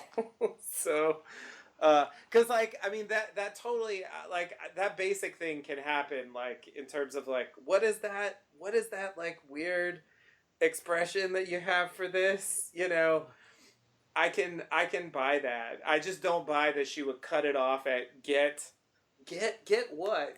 I mean, I don't know. I feel like if you got to get But maybe that's where she forgot. She was like, "Oh, I know they get something. I just don't remember what they get." Yeah. I guess that's the idea. So yeah, I don't know. Well, if you're Dutch and you're listening to this podcast, you can send us an email at claudeandjustin@gmail.com and let us know if you're familiar with the expression "get cold feet." Cold feet. I guess meaning to what's a non-colloquial way to say that? To become too scared to do something. Yeah, right. Wow, God. Why can't I express what that idea is? I guess that's why there's an expression like that. It does the work for you. Yeah, because I was gonna say like chicken out, and it's like, well, that's another one. Yeah, to not go through with something out of fear or anxiety or something like that. I guess you had it. Mm-hmm. That's basically what it means. But cold feet, I mean, when you just say it, it's like, what? But I guess expressions are like that. Yeah. Like, I got cold feet, and,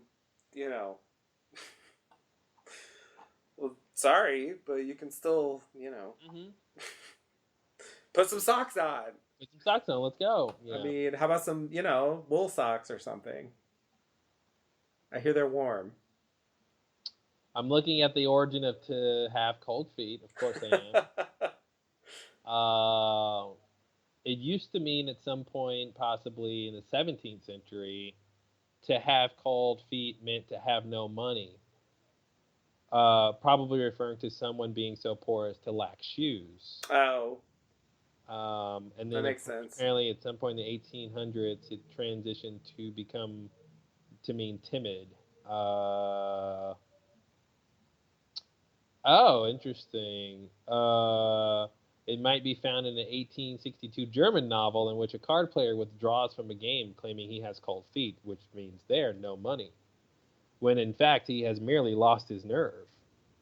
So it's interesting how that connects to the current meaning. Yeah. Because he had no money, therefore he backed out of what he's going to do. Right. Interesting. Well, here's someone talking about the UK. Well,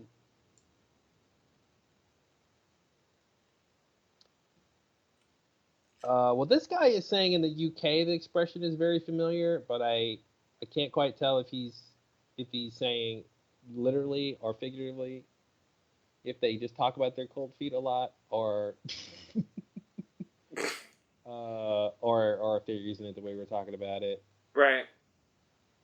Oh no, he says the figurative use. Yep. Interesting. Okay. So the UK knows it, according to this one person. Yeah. So, scientific fact. Anyway, it's interesting to think about that stuff. Wow, Finland didn't win the World Cup. I really don't like this lady now. She's giving me mysteries that I don't want. You know, because like I was thinking of that though, like did Lost really do that? I mean, obviously there was events that happened that didn't happen in our world. But no, I mean they had the most comparable thing they had was the whole Red Sox winning the World Series, which did happen. Yeah, not when the show did it, right? Or I think they made it consistent with when it happened in the real world. Oh, I see. Okay, so it actually did happen. Okay. If that makes sense, but it wasn't when it came on the show. Yeah. Because because like the first 4 seasons of Lost encompass like 3 months. Yeah. So by the time we get to the Red Sox thing, which was season 3, it should be well past when it. Although I don't actually know when that happened, so to the computer. Yeah. Let's just verify that real quick and see. Looks like it happened again. Oops. Here we go. They won again. Yeah, they won again in 2013. I think. But yeah, let's see. Yeah, they won 2004, so that was the correct one. Okay. Looks like they won again in 2007, which is a weird coincidence, because I think that's when season 3 was on. Mm-hmm. But I think the one they meant was the 2004 one. Anyway, it would be accurate either way. Yeah. Great. So stop complaining. So yeah, no, they didn't do like alternate. In fact, I think Ben even mentions your fellow Americans reelected George W. Bush. Like they specifically say, you know what I mean? Yeah. So anyway, so that's what makes me think that's weird if she's trying to give us details about an alternate world. But I think The Leftovers is more of an alternate universe show than Lost was, because the whole world is affected by the sudden departure, whereas like this island stuff is stuff that most of the world doesn't know about. Yeah. So even if it does affect the entire world in some sense, and so it is an alternate universe story in a sense, like it's not so all-encompassing as Leftovers is. So I feel like there's a little more room in Leftovers to like, I mean, they haven't said like who the president is or anything like that, but so presumably it's the same world up until the departure, and then we're living in different worlds because we both have the 1972 National Geographic. So I assume. But that was before the departure. So I would assume before the departure they're the same. It's the same world, yeah. Yeah. So if Finland won, it would have been after the departure. Mm-hmm. Which, if she's gonna tell this doctor that they won, then presumably it would be after he went through the death ray, which must have been after the departure. Yeah. So that would be my conclusion. They are definitely the same up to the departure. Okay. One of the things I quickly want to mention that we haven't talked about yet is just the promo for this season with the image of Kevin and Nora mm-hmm. in front of the wall, the cracked wall that has like the angel wings on it. Yeah. I just want to mention that Kevin being an angel, being a big or religious figure, being very prominent this season. Mm-hmm. So I just kind of put that together. And I'll just point out that angel, I believe, pretty much just means messenger. Mm-hmm. So they might go somewhere with that. I know that little bit of trivia they had about like Isaac was actually 30 or something when Abraham killed him. Mm-hmm. Which is kind of ridiculous. That's not the way it's normally portrayed. Um, that came from Reza Aslan. I could imagine I could imagine that he would throw in something like that about angel, like the origin of the word, and maybe Kevin is a messenger. So sorry. So what did Reza Aslan do? Oh, there was this detail about the Abraham and Isaac story. Mm-hmm. I believe it's from the last episode. I think it's Matt talking to Kevin Sr. I think that's when that happened. Just the idea that when he did it, Isaac was like 30 something. Yeah. Which is not the way it's usually portrayed. So I'm just trying to figure out, what are you saying? What are you saying Reza Aslan did? Oh, he told him about that. Oh, you're saying he gave them that detail? Yeah. I saw that from an interview that Damon Lindelof gave somewhere. Okay. I can tell what you're saying exactly. Yeah. He threw in that detail about Abraham and Isaac. Nice. Yeah, there's people who think that Kevin Sr. is going to try to kill Kevin Jr. and that specific detail that the son was an adult male is what people are tying together with that. Yeah. Yeah, I can see that. And your thing about the angel being a messenger is interesting too. I saw on Reddit somebody was theorizing this kind of duality with Kevin and Nora, and like, so if Kevin is like this angel, then Nora is like not Asriel, but or maybe it is. Ooh. But like whatever the angel of death from is. Season 2? Yeah, I'm getting confused because there's the Zazel and then there's Asriel. Oh, okay. Yeah. They're totally different. They are, and I think Asriel is, as I'm looking it up, is the angel of death. So that's the one Nora could be if going with the angel thing. I think Azazel is just like a demon or something. Okay. Yeah, something like that. But anyway, thought that was interesting. They are kind of both in front of those wings. And I was trying to think about Nora being an angel of death, like what does that really mean? Or, sort of metaphorically. Or her family did disappear. She didn't kill them. There's something there. Right. But anyway, something to keep in mind. But I thought that the imagery there with the angel thing is interesting, that they're kind of telling us to think about that. Yeah. Okay. Where are we? So you read? I was just gonna finish up this bit here. So the last thing is now the scientists want to question Nora. They're just gonna ask her one question. Nora's like, yeah. Nora's like, oh, you just want to know like why Kevin's here, right? And they're like, whatever, we don't care. We know he's here. It's no big deal. So conspiracy theory, I start to wonder, maybe it is a deal. Maybe what? Maybe it is a deal. I don't think it is, but maybe What's the it deal? is. That Kevin's there. Oh, I see. Okay. You know, like maybe that influences their final decision. I'm just gonna throw it out there. It can't. No, it can't. It can't? No. I'm not gonna say why. Okay. I'm just kidding.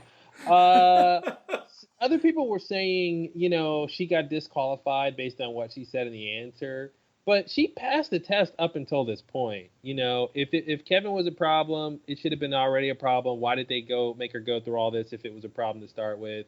And the same, I think, with I'm sorry. What people were saying was that she was disqualified because she might be pregnant. Like that's what the blood test showed. And it's like, but they already know that. So why would they disqualify her after this question if the disqualification had already happened? So anyway, that's what I was thinking. I don't think it's Kevin that's the deal because they knew they would have known that already in advance. Yeah. You're right. It would be pointless to go through all this.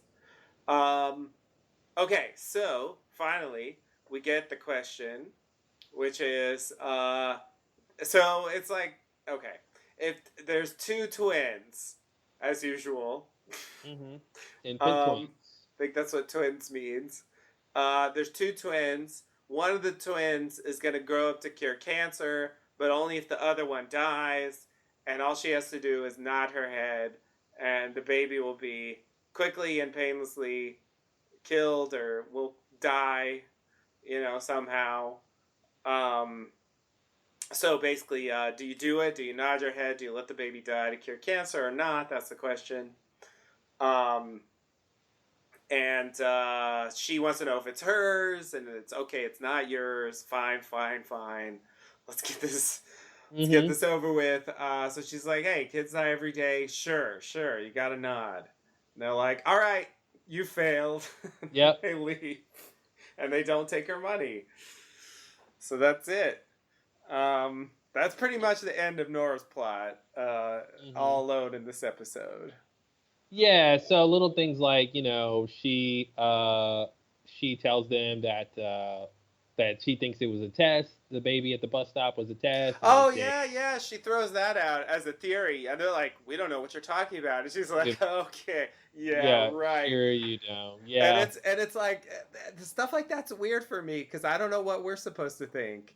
It seems like it could be that she's totally wrong or she's right. I think she's wrong because she has a theory that she believes. Okay.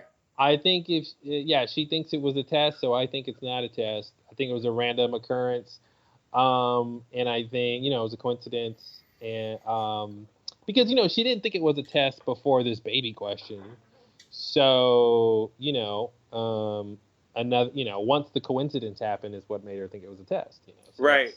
That's not evidence. I guess it's just like in a normal scene like this, I feel like it's clear what you're supposed to think, and usually you're supposed to believe that yes, that was the plan. They're just not acknowledging it. Yeah. But it was a very flat denial. It didn't seem like there was any insinuation that we're denying this, but secretly we're kind of winking that that was a test. So I agree that it's not, but I thought it was weird that they played it that way. I mean, I guess like the point is Nora's not going to believe them no matter what they say, unless they confirm what she's thinking. I mean, they said she'd believe them. Yeah. Well, it's interesting too. I mean, there's a lot of threes on the show. There was an interesting Reddit thread that kind of catalogs all the threes that have happened. Some of them are fairly compelling. I have forgotten all of them. Don't ask me. But I thought it was interesting to look for 3 tests, right? Because I'm like, well, why would they need a second test with the baby if they're going to have the main test be the twins question? And so I'm like, well, okay, they did test her medically, so that's a test. Right. So now they have 2 tests. So then if you throw in the baby at the bus stop, that's a third test. Yeah. Why would they deny it is interesting. Right. I personally don't think it had anything to do with those people. I think it was just a coincidence. And the whole scene, I meant to mention that before when we were talking about it. That whole scene just played strangely, right? Like, and I guess that's how it would normally play out and make sense, right? Like the scene plays out really weird where she has the baby and she kind of makes the sacrifice, but then the bus comes immediately, and so she actually can't. She doesn't decide to miss the bus, and she doesn't, which is what I thought she was going to do. I thought she was going to take the baby with her. Me too. It's like, I thought the baby was coming, and it was going to be this crazy thing where she's like hauling around somebody's baby. Yeah. So it wasn't that. It was just this weird kind of like, let's ditch the premise and have her go and give the baby back to the lady and ruin her interview, and then just run towards the bus and make the bus. Yeah. I thought she was going to miss the bus. She didn't miss the bus. So it was kind of for nothing. And so normally, this scene at the end, she'd be like, oh, that was a test. And you'd be like, oh, yeah, that was a test. That's why it played so strangely. But it wasn't. But, I mean, she said it wasn't. So, and why deny it if it was? Yeah. You know, they're going to reject her anyway. Like, what's the point in keeping that a secret? Like, you know? So, yeah, it's weird. It's very weird. I called it an interlude because it definitely seemed like a thing that served no purpose. And I thought the guy at the bus stop was weird too. He was super chatty. Yeah. You know, so maybe he and the baby mama was in on it if it was a test. Right. Yeah, I feel like there's got to be something to that. I'm gonna apply the logic that I did with the guy who burned himself alive. That like when it's a scene that doesn't really have any clear function, I'm gonna assume there's something to that. It's weird. I mean, maybe it's just a weird interlude.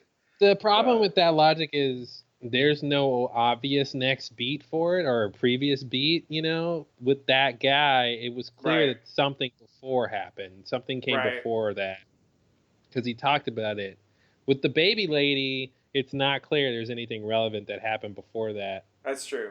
You know, that's the only problem. But, you know, I think it's a good rule to have to keep in mind and to think about, like, what else could they have done or what's the next part of that, which to me might be reveal that, you know, it was a test or whatever. Or maybe those scientists weren't in on it and maybe some other people who are trying to stop the scientists. That's what I was thinking, maybe another group or something. Yeah, maybe there's another group who are trying to get people not to go do the machine thing, and so they were like, let's get her a baby. Yeah, like that'll make her not get on the bus. Yeah, she won't be able to not. Even when she was asked, "Are you a mother?" I was like, "Oh, is she gonna say no?" Yeah. Because remember before when she was asked, well, I guess she was asked if she was traveling with kids, not if she had kids. She was asked if she had kids at some point. Of course, the whole fucking life is about her having kids. but I can't remember what that was. I think they've mentioned her kids before in this show. I'm go out on a limb. I'm going to disagree. We can just agree to disagree. Yeah, well, I've got no proof to back up my claims. So.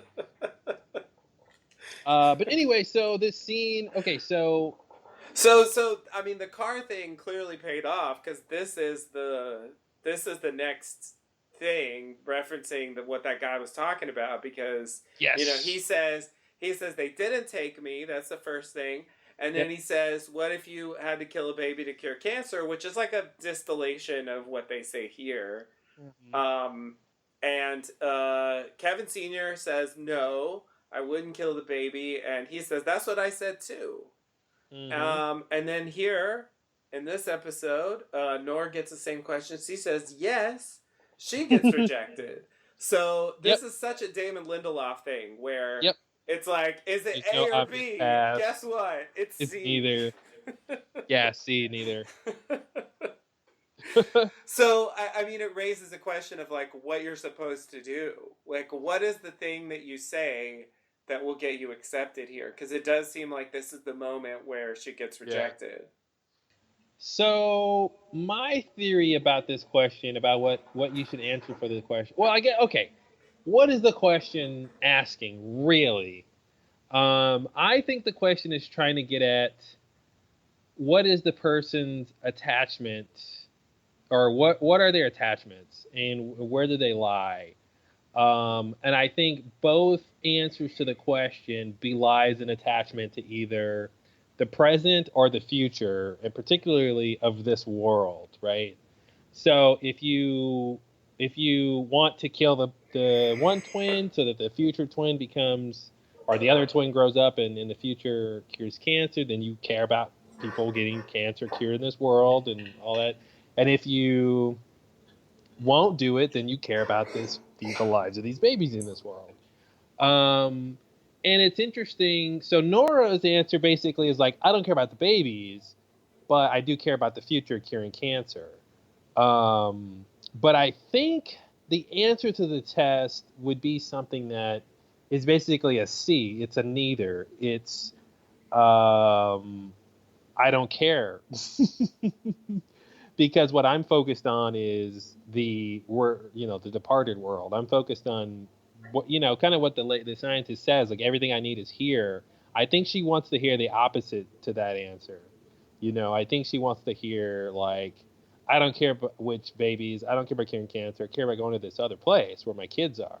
Mm-hmm. So I think that's sort of the answer, and obviously that's the choice. No one has said yes. It's kind of easy to say that's the answer. Right. It's clearly something. It's not yes or no. Yeah, it's clearly not about, and I also don't think it's necessarily about her or the questionee's the veracity of their answer. Like, okay, she might have said yes, she'd kill the baby, but she doesn't really believe it, and somehow the scientists could tell that. Mm-hmm. I don't really like that. I don't really want to go down that road of presupposing her presuppositions. And like, how is she an expert on body language or something? Like, how does she really know? Yeah. I don't want to get into that. So I'm gonna say she takes answers at face value. But what's interesting is she seems to have suggested, or they said that Mark Lynn Baker went through, so he answered correctly. Right. And I think we could plausibly put together a rationale that he doesn't care for this world. Absolutely. Yeah. So it kind of would make sense because, when he left, he kind of, whatever family he had, he left them to go pretend he was departed. Yeah. So I think that kind of makes sense. But what's strange is even if you are only focused on the departed world, the question at face value seems like it's a yes or no answer or whatever. And so you seem like you would just answer that just to answer the question. Yeah, because it's kind of a question, because it's not giving you all the possibilities. Right. It didn't say, what would you do? It said, would you kill the baby? Right. Right. And it's interesting too, just as a side note, that the baby only cures cancer if if the other twin dies. It's such an interesting, connected event there. Yeah. It's strange that it's twins. That was an extra thing that wasn't in the original version of it. But yeah, my other question is like, why do they care? Mm-hmm. Yeah, that's a great question. Why not just take the money? Clearly, they don't care about the money. I'm not even sure what the money is for, besides probably operation costs, like them having to travel the world or wherever and use the machine and all that kind of stuff. But yeah, I think, to me, if it matters your state of mind in your relationship to the departed world, then perhaps the machine somehow, this doesn't really make sense in my head, but like works better if you really want to go, versus if you don't want to go. But I don't know how they would know that. It's not like, we had somebody who we forced to go, and zapped them, and they didn't go to that place, and then we had somebody who really wanted to go, and we zapped them, and they went there. They don't know what they're equally unsure about what happens to anyone that goes through the thing. So it could be a sort of a morality issue, like almost a maybe a euthanasia type thing, where they feel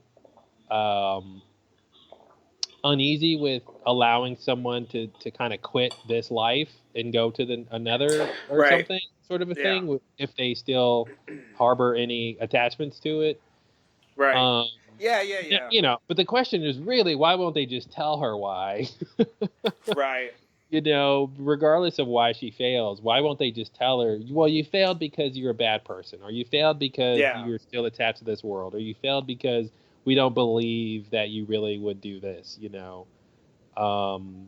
Yeah. Why does And it that need could to have be been a it too. mystery? It could have been both of those things together, like her belying her attachments to this world means that you know, she's not ready. She would have cold feet, basically, you know. Right. Or get cold feet. Exactly. What do you think? Who, me? Yeah, Who, I don't you? know. I mean, stuff like that is it's too open ended. I mean, I think your theory is pretty solid. Um, but you know, I feel like we don't know anything about these people, so Well, they love playing piano in warehouses. That's not enough. That didn't help? Oh, crap, that's all I got.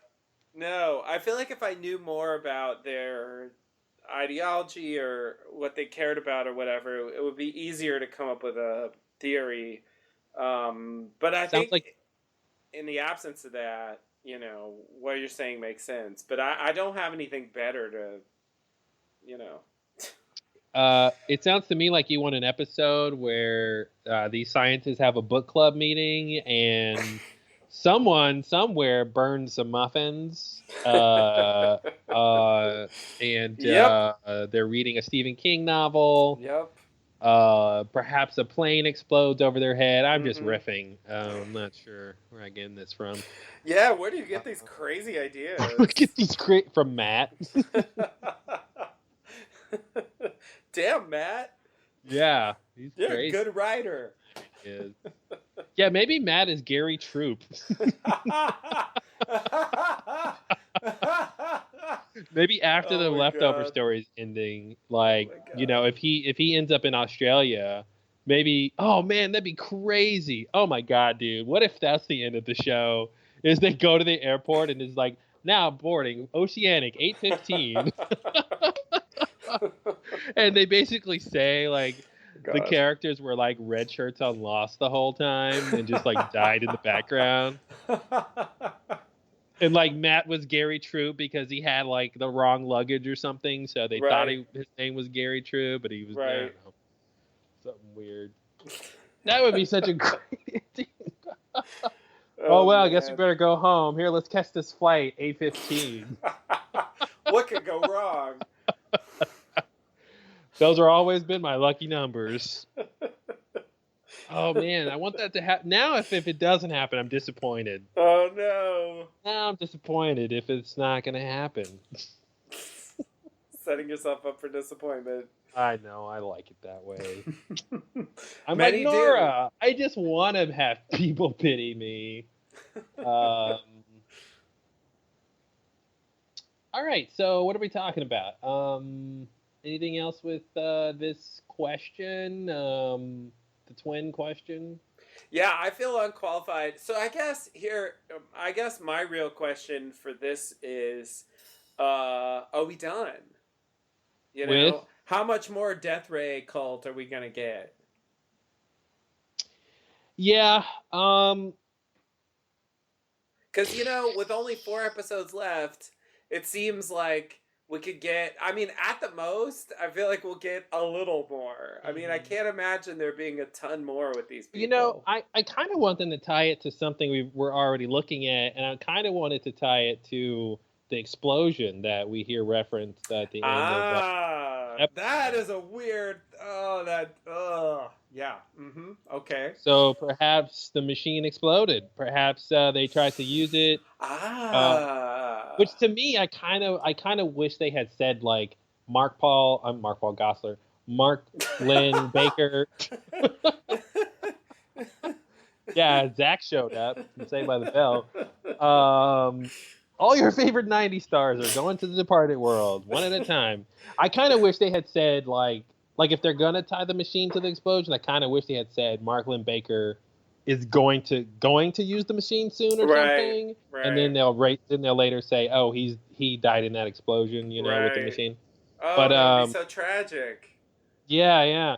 But so I think I want to stake a claim in that, and say I think that's what the explosion is. Machine.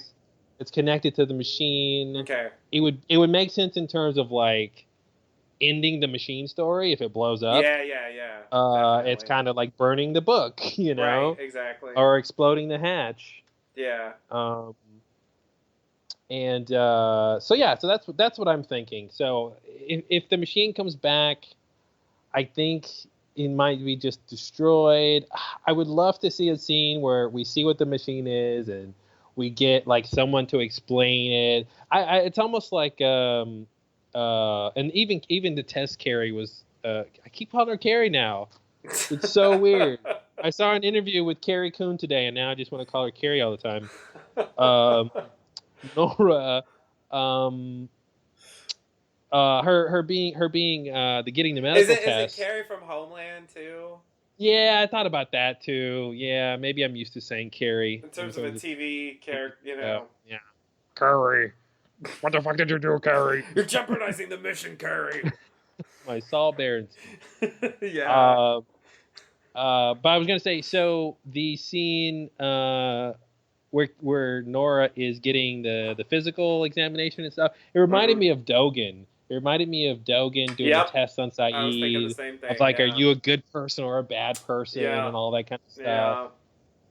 Yeah. I gotta say, I haven't had. I was so anxious when he said, "Hey, girl, you need to get in this box." Mm-hmm. I was filled with so much anxiety. I was literally like, my arms were like in the air, like flailing. I was like, don't get in that. Oh my God, you cannot get in that. Because like I was already uncomfortable with the whole setup here. Yeah, I was uncomfortable that she was, she was asked to get undressed in front of this strange man. Yeah. And they were going to just leave them alone together. And we have no verification he's a real doctor. Yeah. Or not like, yeah, he's a real doctor, but he can't practice medicine because he's a serial killer. Right.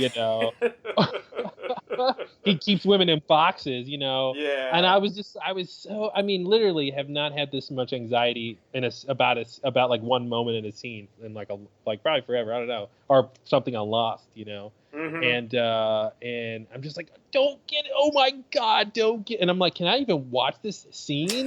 I'm filled with so much tension because I'm like, once you get in the box, it's over. You have no control anymore. You have absolutely no control over what's happening here, and you barely have any control now. He said she can get out whenever she wants. What are you That's what he about? said. That's what you would say if you want to get somebody in a box, though.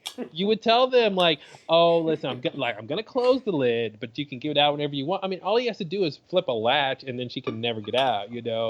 That's what I was thinking, and then.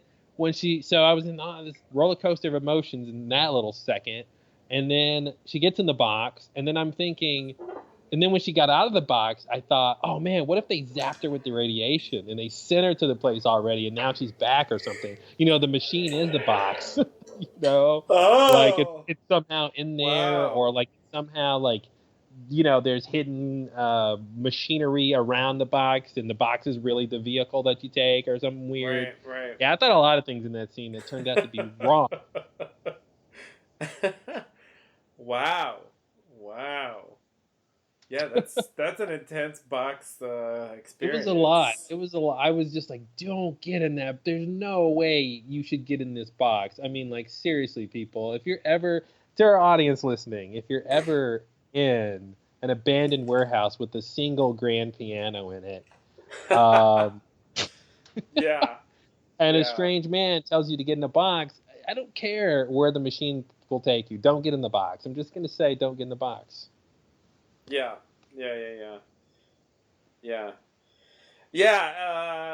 It definitely seems like a bad idea. It would definitely creep me out if I was actually there. But for some reason, I wasn't worried. I don't know. I just didn't think. I guess like the worst I was worried about is what he said, which is that they would steal the money. But since he said you can take it in with you, I was like, nah.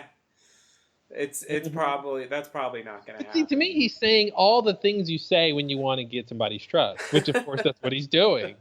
But you do those things if you're going to misuse that trust. Yeah. No, I get what you're saying. I guess I bought into it. And apparently nothing nefarious happened. Yeah, and she's like, "No, I trust you." I'm like, "You trust them? You don't even trust Kevin." Yeah, I don't know why she trusted him. I wouldn't have. I just take your money in there. It's fine, whatever. But yeah. Oh, crazy. Okay, so anything else on this part? I think I'm done with that part. Ready to move on? Yeah, the baby test is very, very, and interesting that it's twins, like you said. Mm-hmm. Yeah, I don't know if that's like a pointless detail that doesn't really matter, or if there's some significance to that. Since the guy burned himself, didn't, he didn't phrase it that way. Mm-hmm. So, and obviously twins are a thing on certain shows. Bad ones, good ones, bad ones. Yeah, the twins. Yeah, there's duality there. Yeah, what do you do with twins? Yeah, and I think there's an idea that they, have sort of in this scenario some kind of more or less equal destiny or something. Right. Versus two random people, babies, right. They know each other. They're twins, I guess. You right. would assume that they're, they would be siblings. Because I guess there's an underlying assumption that like the death of his or her brother is what propels the living twin to cure cancer or something. Like that trauma is useful, or because it's necessary, Otherwise, if the sibling does live, then the other sibling won't do that. So it seems like it's the fact that the baby died that contributes to that, which is interesting. Right. Now, I didn't assume that was necessarily true, because I was taking it more as just a hypothetical scenario. But then, what's the point of phrasing it that way? Why not just say, you have to kill a baby to cure cancer, and you don't specify how? You know what I mean? Specifically, there's two babies, and you got to kill the one baby, so the other baby, it's like, then it seems like it's what you're saying. Somehow that's what causes the other one to figure out how to cure cancer, because of the loss of their sibling when they were this baby. Part of you, and again, them being twins and not just siblings, but part of you being missing the whole time, which, look at the title sequence, that's what it's all about. And I do think left over. The idea of the loss or grief leading somebody to do something else in their life because of that seems like a very appropriate comparison to the departure scenario. True. So it's kind of questioning, almost questioning the validity of someone's experience. So for instance, I guess you could rephrase it and say, would you let the departure happen if because of the departure and somebody therefore losing somebody, something great happens? This person cures cancer. So it seems like it's almost kind of a question like that. Like, how do you value grief and loss as it relates to success or something positive that might come from that. Right. Yeah, very deep question, these twin baby questions. Definitely. Or we're looking too far into it. I don't know which one, but but yeah. I mean, it seems like a variation on the classic thing, which is the railroad thing. The railroad thing, yeah, exactly. You run over the one person to save however many more. Yeah, and that one's obvious. That one's easy. Isn't it? Well, It I feel like depends that's a on little. what your morality is, I Yeah, I guess. mean, for sure. But it's a little more cut and dry about what you gain and what you lose. Um, because I thought, again, reading too much into it, I thought the idea of curing cancer, well, what does that really mean? Does that mean everyone on the planet who has cancer no longer has cancer? Does that mean they created the vaccine in the lab? Does that mean it goes to market? Yeah, I yeah, don't really yeah. know, I like, what assume that that's really what it is. means. You assume it means people will get the vaccine or the medicine and Well, give it. yeah, I mean, I guess that would have been something Nor could ask. Like, Hmm. will there be worldwide access to this? Yeah. And Hmm. it won't just be like, whatever, the rich or something who get their cancer cured. Yeah. Um, uh, I assumed we're supposed to assume that, but, Hmm. obviously it's an assumption. Yeah. That's what So happens when yeah, you. I don't know. Yeah, there's a cure for cancer, but only 20 people in the world can afford it. So Hmm. what good is that? Exactly. All right. You ready to go to the next part? Yeah. All right. So we're gonna go back in time to Kevin in the hotel room. Oh, we're Not the flashing back. hotel room. It's a hotel room. Just for the record. And hotel room. Thank you. An hotel room. Yep. And hotel. An hotel. Uh, right. So he's there.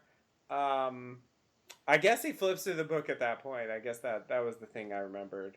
Hmm. Um, and then the TV, the TV comes on, and it's Good Day Melbourne, and he can't shut it off, and he wants to shut it off. So he calls the front desk, and the front desk is gonna like reset the TV. I guess they have to do it remotely. It's not a great The system. No power's in the offense. wall, whatever that means. Yes. It's like emitting power. Like no wonder there's explosions. Hmm. Anyway, um, uh, before the TV goes off, he hears the story about two Kevins missing, and one is the other police chief Kevin that Grace drowned, and the other one is of course Kevin Senior, um, who I guess is reported missing. So hey, nice, very relevant little news report. Um, and then I guess they switch over to another segment, and in the background, uh, Kevin sees, oh shit, who's that? It looks like Evie. It looks like Evangeline Evie Murphy, Evangeline Lilly, who you TV's might Kate. remember from, yes, it's TV's Kate. she's she's in Australia again. Just can't leave. Actually, it's possible if they wanted to go the other way and make like instead of like tying this into Lost, like tying Lost into this, they could say like, because at the end of the series, Lost. Wait, am I about to spoil Lost? Is that okay?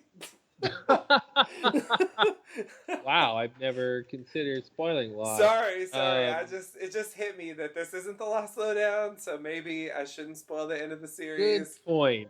Good point. You Anyway, you might be listening to this podcast and you haven't seen Lost, which we've probably ruined a lot of by now. yeah, I know. I'm sure we dropped, but I was about to just literally talk about the end of the series. So if you haven't seen Lost and you enjoy The Leftovers, which if you don't enjoy The Leftovers, I don't know why you're listening to this. But if you enjoy The Leftovers and you haven't seen Lost, you should definitely watch it and be patient with it. It takes a while to get going. Don't expect like the first 3 episodes or 5 episodes or whatever to be as good as Leftovers. It's a I longer don't know, man. show. I think the first 10 hours of the show is just blurry shots of the jungle. That's all I saw. Sorry, I'm referencing someone on Reddit I tried to say the exact same thing to. They were like, "Oh, I don't like Lost," and I'm like, dude, like, because he was like, I saw the first 10 hours, and it was just blurry shots, handheld shots in the jungle or something like that. And I'm like, well, the last 110 hours of the show gets a lot better than the first 10 hours of the show. Yeah. And he's like, nope, not gonna watch it. It's just like, all right, just made his mind. Yikes. So anyway, don't be like that person. Yeah. Stick it out. I mean, I think the whole thing's worth it, but I think you gotta at least get past season 1 before you can. You haven't seen the. I don't think you've seen the show unless you at least have seen till season 2. Yeah, exactly. Because like that early stuff, it's weird. I mean, when you go back, it was a different thing. I mean, I think all shows are like this to some extent, but since it was a network show and they had to produce like 22 or whatever episodes per season for the first 3 seasons, things take a longer time to kind of reach really interesting points in the plot. So you just have to like stick it out more. Whereas like, with the cable shows these days, 10 episode seasons, 8 episode seasons or whatever, there just isn't as much time for that to happen. So even if they're figuring it out, like they get to the thing faster. And I think, season 1 of Leftovers is like that. You watch 10 episodes of season 1 of Leftovers, that's the whole season. So, it's just not. Anyway, it's a good show, and it has a lot of stuff in common with Leftovers, and I think it's more ambitious. It's a bigger story. So if you're into this kind of thing, I think you would enjoy it. I give it a thumbs up. Don't take our word for it. And after you watch it, you should check out our podcast, The Lost Lowdown. Yes, you should check that out. It's a good one. TheLostLowdown.com. TheLostLowdown.com. Yeah, we cover Lost in great depth. You can go back in the archives and see our original podcast when the show is airing, starting with season 2, and then we also have a commentary series for after the show is over. And we're up to season 4, towards the end of season 4 at this point with that, and we will be finishing that eventually. But we have lots of podcasts about right now, such as, for example, The Leftovers. Yeah, and if you're lucky, I was just going to say, if you listen to The Lost Lowdown, you might hear us talk about The Leftovers. That's true. That's true. It will come up. There's no question. Yeah. Especially because The Leftovers is ending. Mm-hmm. I think there's no way to not compare them. And, David Lindelof has acknowledged that in a lot of interviews. Like, it's impossible to not compare them. Yeah. And as he said, basically it's going to be like either Lindelof does it again or Lindelof redeems himself. Yep. Those are the 2 stories that are gonna happen. And I think it's just gonna be, Lindelof does it again, but not necessarily in a bad way. Mm-hmm. He's gonna do himself again. I think, it's ridiculous to think that it's gonna be something completely off base from what they did in Lost. I don't think it will be. Yeah, I'll buy that. All right, sorry. So back to Leftovers. Yeah, let's talk about Leftovers. So he sees Evie on the TV. Holy shit! It's fucking Evie. Evie's alive. Evie. So he goes up to the TV and he's like, "Can you hear me?" Mm-hmm. And it's like, oh shit, things are gonna get crazy if she could hear him. Yeah, it was. And the TV cuts off just in time. Yeah, it's that moment that you love because that's exactly what's supposed to happen. Like, yeah. I mean, if she responded, we're in a horror movie. Like, yeah, it's a different world if she's just communicating through TVs to him. But it's such a great. I love those moments of complete preposterity. I hope that's a word. And and then exactly right before it cements in your head that this preposterous thing is happening, it's yanked away from you. Yeah. You're like, oh my god, this crazy thing happening. TV cuts off. Yeah. Yeah. it ruins the chance for that moment, which I think like it's the kind of thing where, you know, based on what happens later, even if she had talked to him through the screen, it wouldn't necessarily mean anything except that it was in his head. Yeah, and I almost think this is a slight suggestion that he's losing it. Yeah, like his thinking that she could talk to him in hindsight is crazy. it's totally crazy. So he immediately calls down to the desk, like, "Hey, can you turn the TV back on? You know what? I think I want to watch it now." Mm-hmm. That doesn't work. So he's like, "All right, good day, Melbourne. Where are they filming? I'm going." So he heads off to the. Can we pause here before we get too far? Sure. Yeah. So okay, yeah. If we can pause and go back to yeah, just the thing with when Kevin sees Evie, I was just curious about if you thought about this kind of cause and effect here, right? Like he sees Evie right after he's flipped through his book. And if your contention is true that he hasn't read the book before that moment where he's flipping through it, it kind of it lends itself to this explanation. I think that this is kind of like adding to a psychotic break or something like that. So did you wonder anything about like this kind of moment here, like right before he sees Evie is when he's reading his book, Right. which was kind of the summation of his crazy life the last couple years. Right. So the thing I noticed about the flashes on the screen that they showed, sort of implying that was the part from the book that he was looking at, were all from season 2. It was 100% season 2 stuff, starting with Kevin waking up in the like little pond. It was John all calling out for Evie, Patty, the hotel. It was all specific to that storyline of him and Patty, in the hotel. Yeah, so I thought that was interesting. It was literally the beginning, like when he and Patty, the whole thing at the lake, the first miracle when the lake drains, the water, then it goes to like him singing in the wood when they have the big talk in the woods, right, to him the conversation, Virgil's help, to him drinking the poison, to him singing his way out of the hotel. Right. So that's an interesting section to deal with, and it's probably the biggest, craziest section, I think, that he's gone through. Yeah.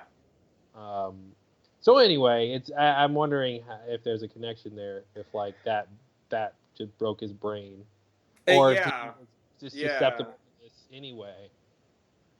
So they showed John calling out for Evie, and obviously the Evie is missing storyline was happening at the same time as all that stuff, and intersected with it in various ways, the handprint and Michael, all that stuff. But Evie was definitely not the focus of the flashes we saw, though it was certainly the right time period. So I don't know. I didn't really make the connection.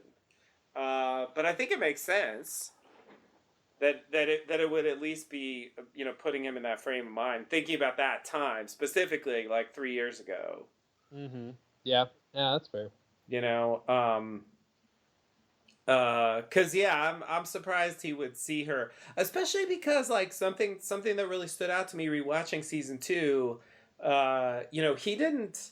I mean, he saw what really happened with her. I guess that gave like a special, connection there or something. But because of the way things play out, when Evie does her big thing, on the bridge and stuff, he's not around for any of that.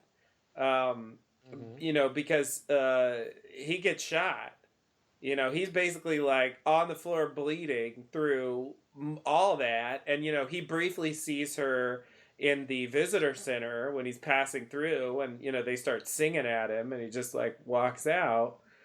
But like, he didn't really have a lot to do with Evie, compared to some of the other characters. Mm-hmm. Yeah.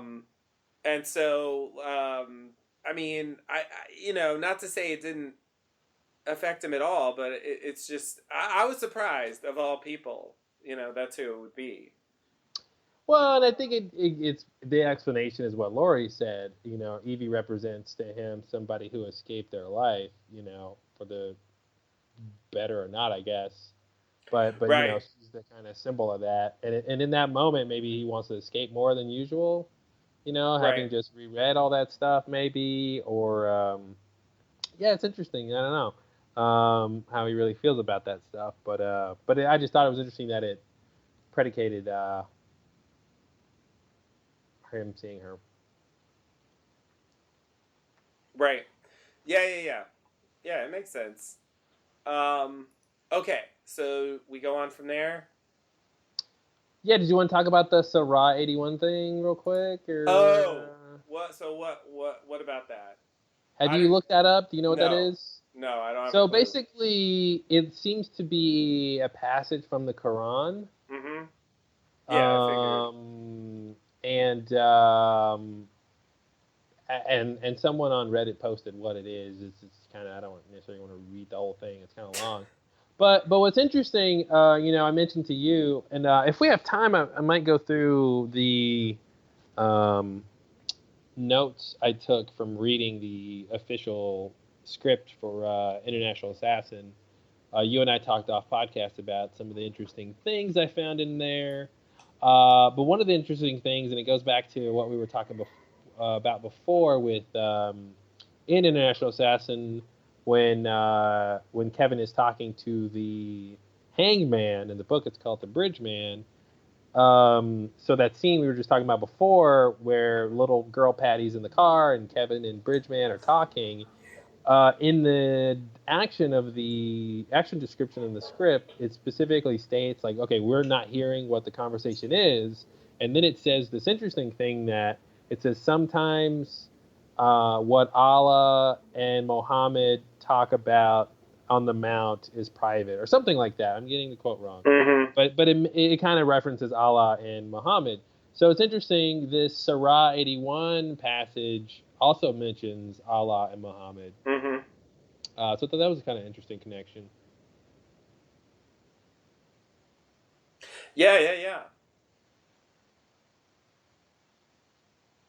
But yeah, that's all I got on this thing. I haven't read the whole thing. I'm not sure if there's like anything to really glean from it. I don't think there probably is anything deeper meaning there. Yeah, Probably yeah, yeah. thematic connection somehow. Exactly. Yeah. I feel like that's usually the way these things go. All the literary references in Lost, not to bring up Lost again, but they reference like a ton of books and various things, and generally, you know, um, it was thematic connections, not necessarily anything really concrete about the story. Mm-hmm.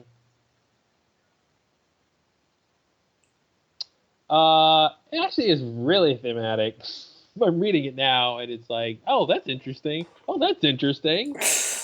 So let me tell you what's interesting in here. All right. So it talks about it as a line, and when the girl who was buried alive, that's an interesting idea. Person buried alive. Talks about sin and hellfire and paradise. It talks about a noble messenger. So that was interesting. We were talking about the angel being a messenger. Um, yeah, and then it talks about Muhammad and Allah. Allah, I should say. And yeah, okay. That's all that seems explicitly connected. Okay. Yeah, that's interesting. All right. I'm sure they chose it for a reason. Yeah. I doubt it was random. But yeah, I don't know. I hesitate to go too deep into stuff like that because I think it Mm-hmm. its role in the larger thing is usually like pretty limited. Sure. Um. Okay, so you ready to continue?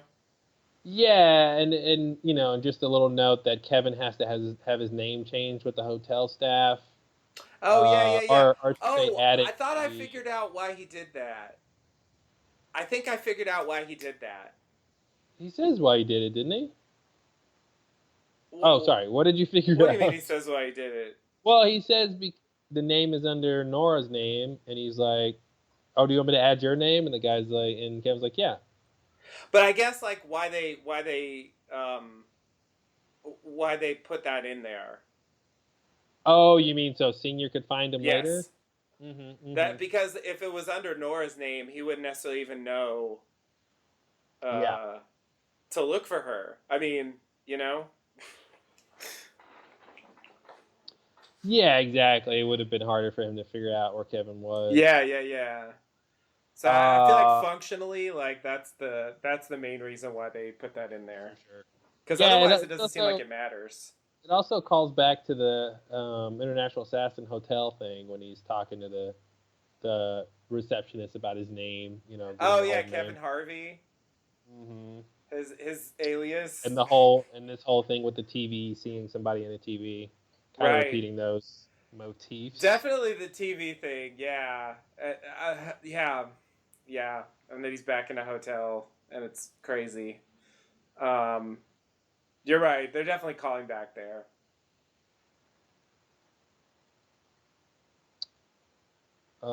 Cool. Okay. So,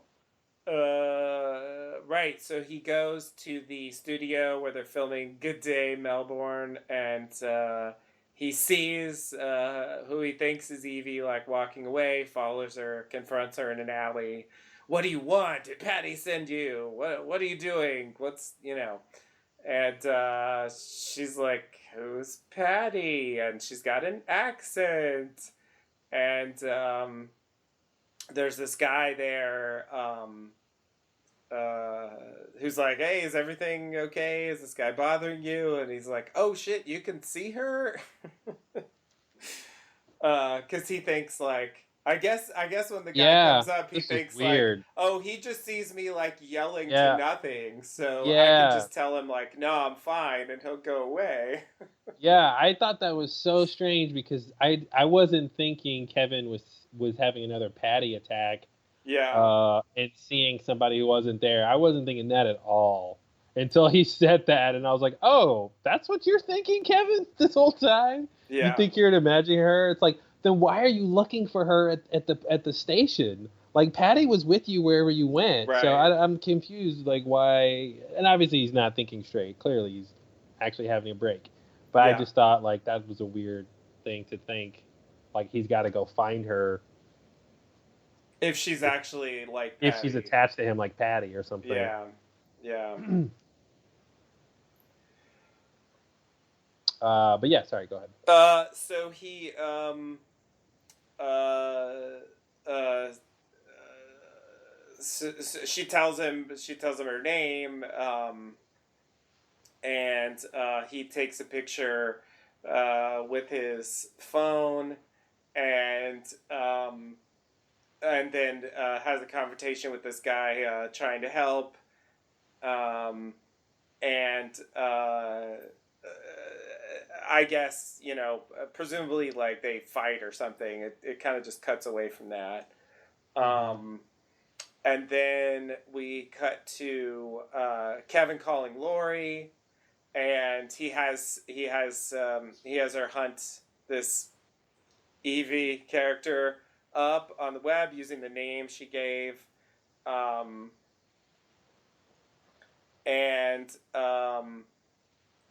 uh, oh yeah. So I guess this is the point where we get that little thing about uh, The picture he sent her. yeah. So yeah. Anyway, she looks up her Facebook page. He sends the photo, and she's like, "Oh yeah, yeah, that's totally Evie." Mm-hmm. But she mentions offhand, "Did you see her at the library?" Presumably, she read on her Facebook page that she works at the library. Yeah. But then once she realizes what's going on, she says, don't approach her, you'll scare her or something. Um, so uh, so he decides to just go to the library.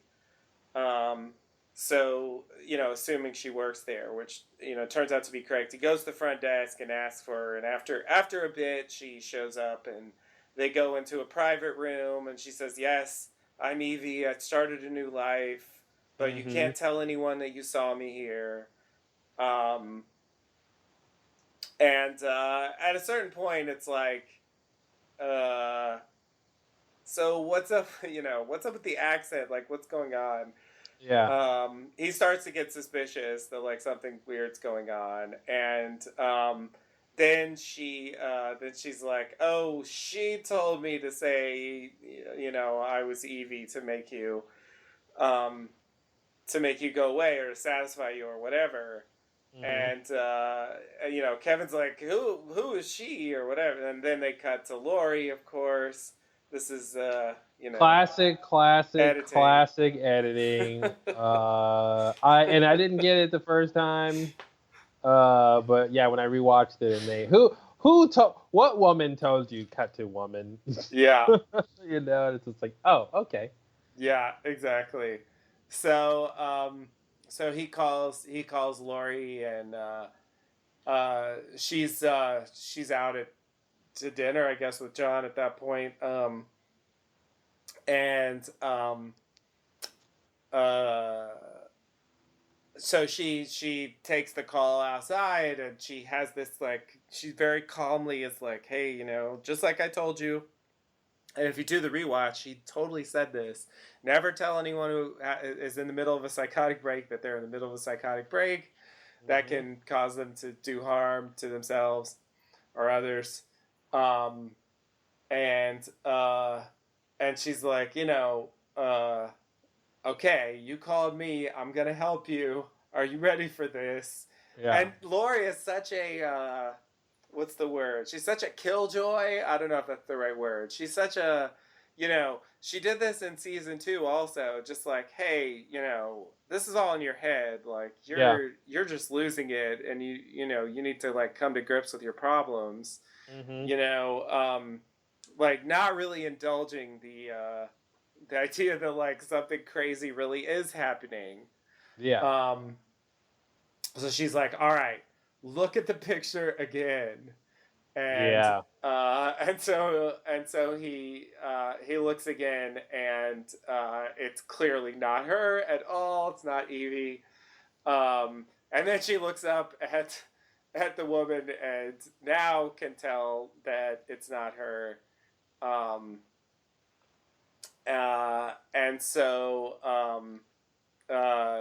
then she comes up with the theory that he saw Evie because she escaped from her family, and Kevin wants to do that too, and very psychoanalyzing kind of thing that a therapist would probably do, and like very well could be correct.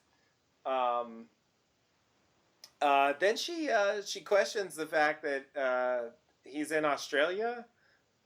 Considering the fact that the anniversary of the departure is coming up in like a week, and he's police chief, and maybe he should be there. Yep. Which I hadn't really thought about. Like he's got responsibilities. I don't know if he's going back to Jordan though. It certainly doesn't feel that way to me. So it's kind of interesting. I don't know. Is it going to be like Tommy has to step in and handle it? Like I wonder what's going to happen with that, because it's sort of like, it seems like an open-ended thing that there's something's going to happen there. I don't know. I think they'll be back to Jordan for the 7th anniversary. You think so? Because I think what's happening in Miracle is supposed to be super important, especially when like Matt said like, yeah, Kevin, you can die, but not in Miracle. Right. So I think there's some extra specialists there. I think unless they find another spot in Australia that's like that somehow, like some other area that they deem special, another axis mundi, if you will, then I would think they make it back before the 7th anniversary, so we can see what happens in that town. Or actually, they could. I mean, if Tommy's there, then maybe it could cut between the two. Actually, so I don't know. Yeah. I was just trying to think of how they could portray it. Because I do. I feel like the story's switching to Australia, and like in a sense, we're done with Jordan, and then maybe that was like Matt was just wrong. Or there will be another place that's equally whatever in Australia. Mm-hmm. It's just hard for me to imagine them going back, but I guess it's 4 episodes, right? I mean, they could go back in the 4th one. I mean, that's not out of the question. Yeah, exactly. Yeah, I'm thinking the 7th anniversary is towards the end. Yeah, that seems like the most likely scenario. Yeah. So yeah, it's definitely possible. But I guess I think if they go back, it's gonna be like, at the last minute, Yeah, I think so too. Yeah. The day of or something. Yeah. Yep. But yeah, it was something I wasn't worried about, and I was like, oh yeah, that's good point. So yeah, he mentions that he's there for Nora, and Lori's like, you doing okay, you too? And he's like, ask John about the fucking book he wrote about me. Mm-hmm. And then hangs up. Yep, click. Which is a good closer. Pulled out what he had to attack with, I guess. Yeah, he and Nora both like that. When they get cornered and when they feel vulnerable, they like attack. They lash out at other people. Yeah. So I guess Lori doesn't necessarily know about the book. So we'll see where that goes going forward. Yeah, she's not gonna like it. No, it doesn't seem like based on her reaction. I agree. I don't think she's gonna like it. She's not gonna like it because she's gonna think it's indulging his delusions. Yeah. But what's interesting is, like Lori doesn't seem to know about the book, and B, Nora knows about the book but doesn't know what actually happened. I think that's interesting, right. And like Kevin hasn't been like, yeah, I pushed her in the well because I was there. It happened. It was little girl Patty. Right. He's not willing to really be that honest with her, and it's interesting. He actually kind of explained this kind of theory I'm suggesting by telling her, hey, last time I was honest with you, you handcuffed me to a bed and said everything was okay. Right.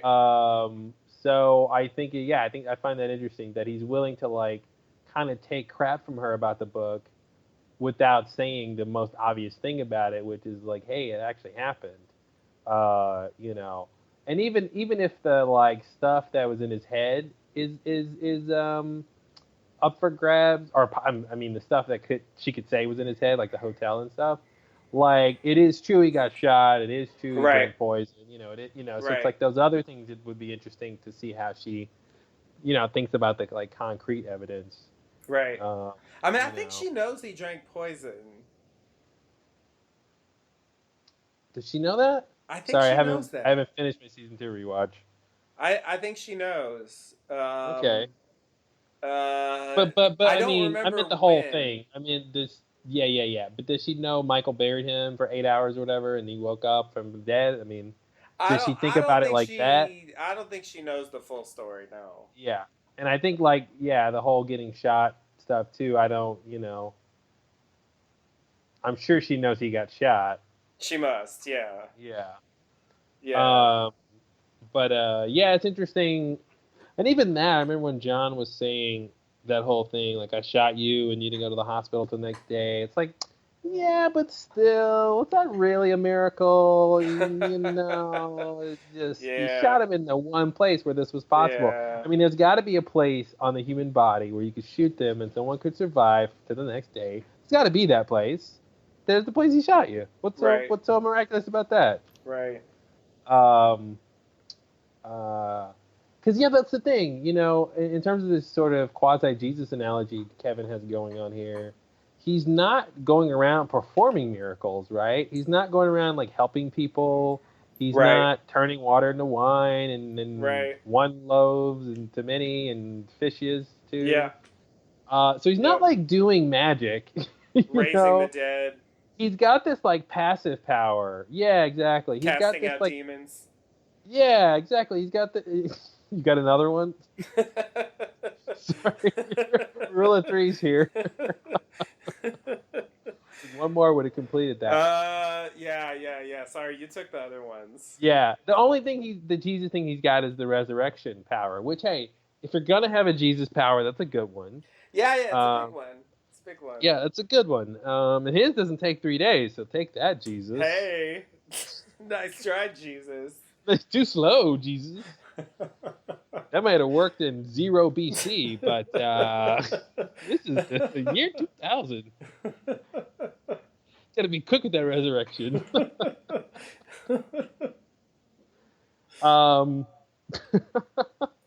Yeah, so I found that interesting, though, right? That alone enough is to make him like this Jesus guy, or sort of worthy of deifying or writing this kind of gospel about.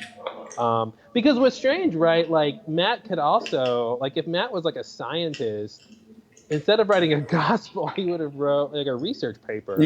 Or like, or some kind of study, or some sort of like journal of about, just kind of, sort of objectively journaling of what's happening or whatever, and making like notes about it and stuff. But you know what I mean? It's like, it's interesting how, they're sort of two sides to the same coin. Those things are. Yeah. Like specifically, like Matt's thing is written in verse like scripture, because if you just wrote it without the kind of like scripture thing Grace describes it as, it could just be a novel. Right, and an interesting one. Yeah, that's the thing about the Bible, right? Like if someone didn't tell you, actually that's a great experiment. Oh man, I mean, it'd be hard to get someone who doesn't know the Bible, but if you could get someone who doesn't know what the Bible is or something, it'd be like, hey, here's a novel. Tell me what you think about this novel. I mean, they'd be riveted. It'd be so interesting. Oh yeah, definitely. Yeah, there's some good stories in there. He's like, I like the stories, but then there's a lot of parts that are just what not to do. Right. And I didn't know how to take that literally. Yeah. Well, that's what I was gonna say about Kevin. Like, in terms of Jesus, like, he's also not really teaching anything. Mm-hmm. You know what I mean? He's not like going around trying to tell people. Well, he hasn't learned how anything. To live.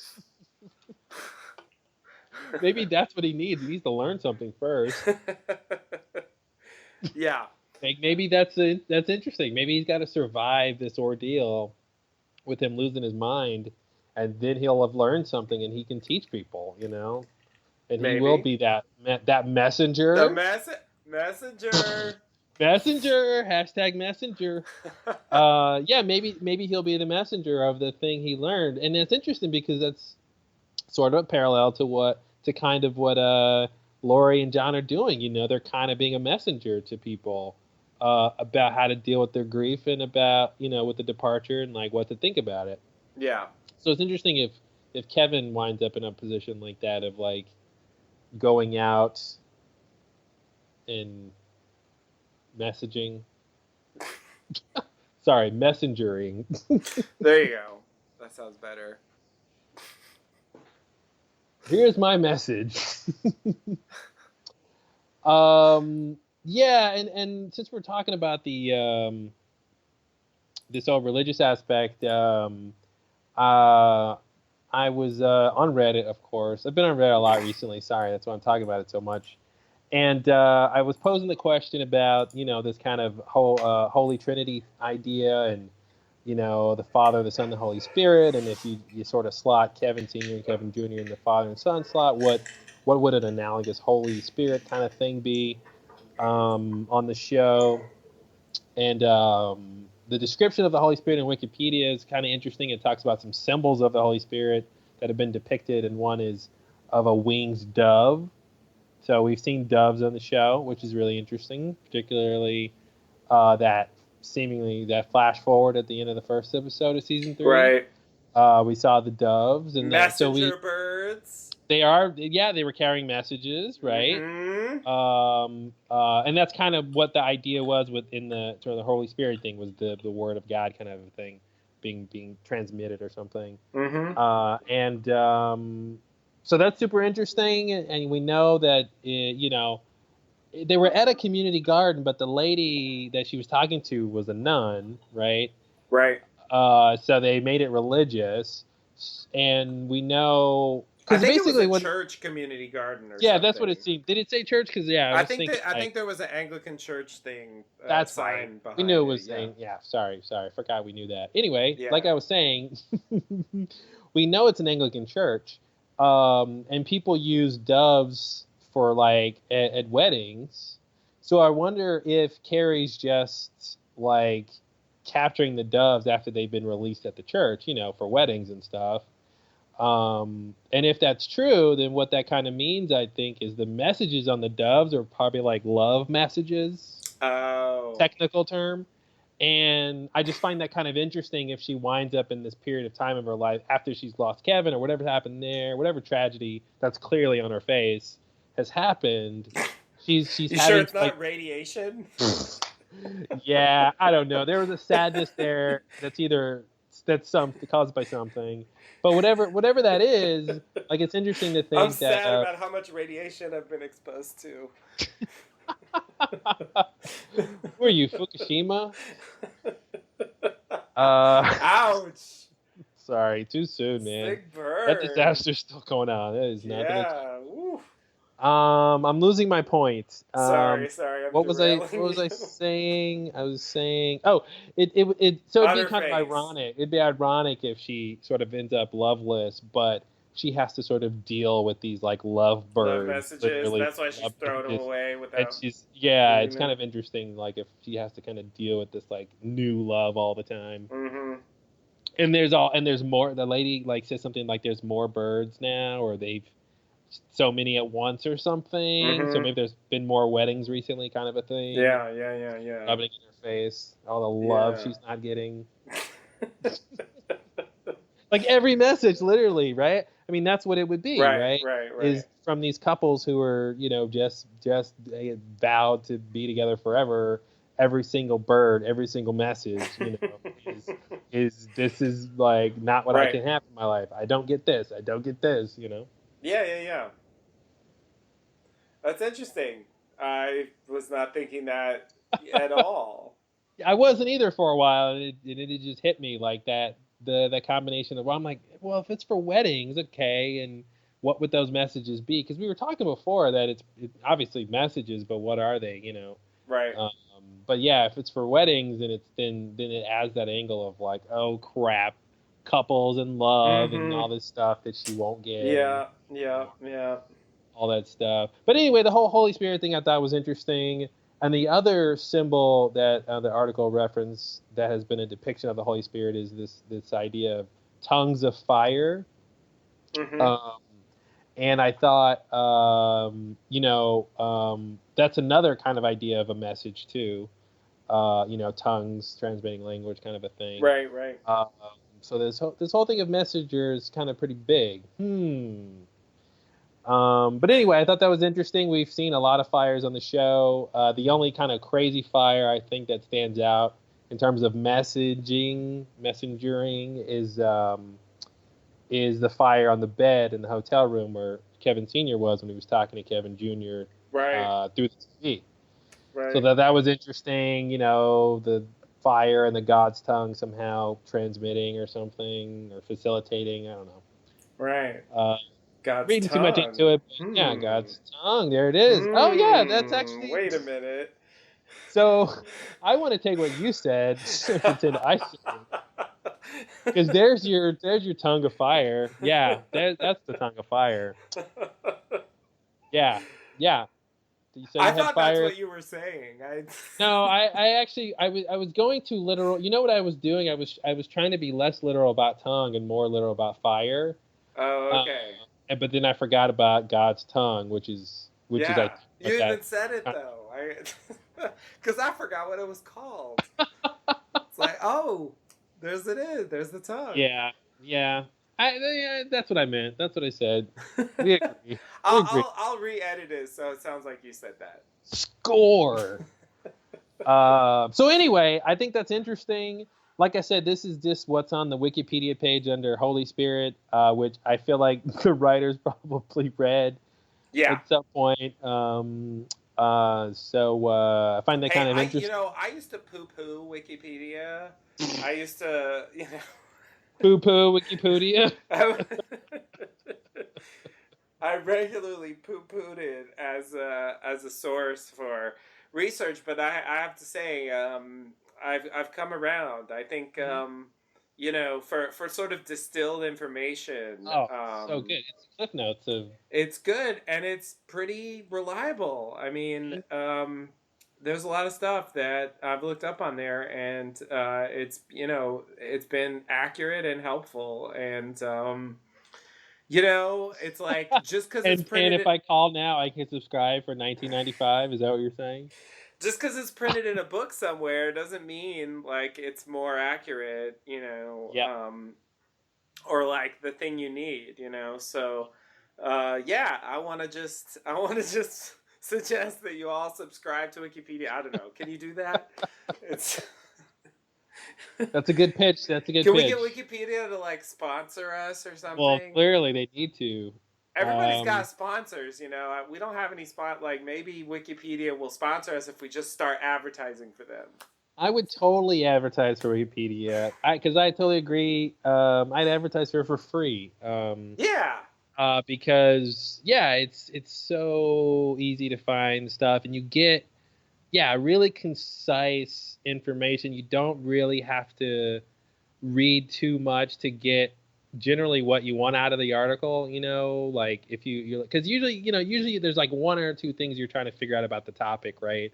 You're not necessarily like, I want to know everything there is to know about Christianity right now.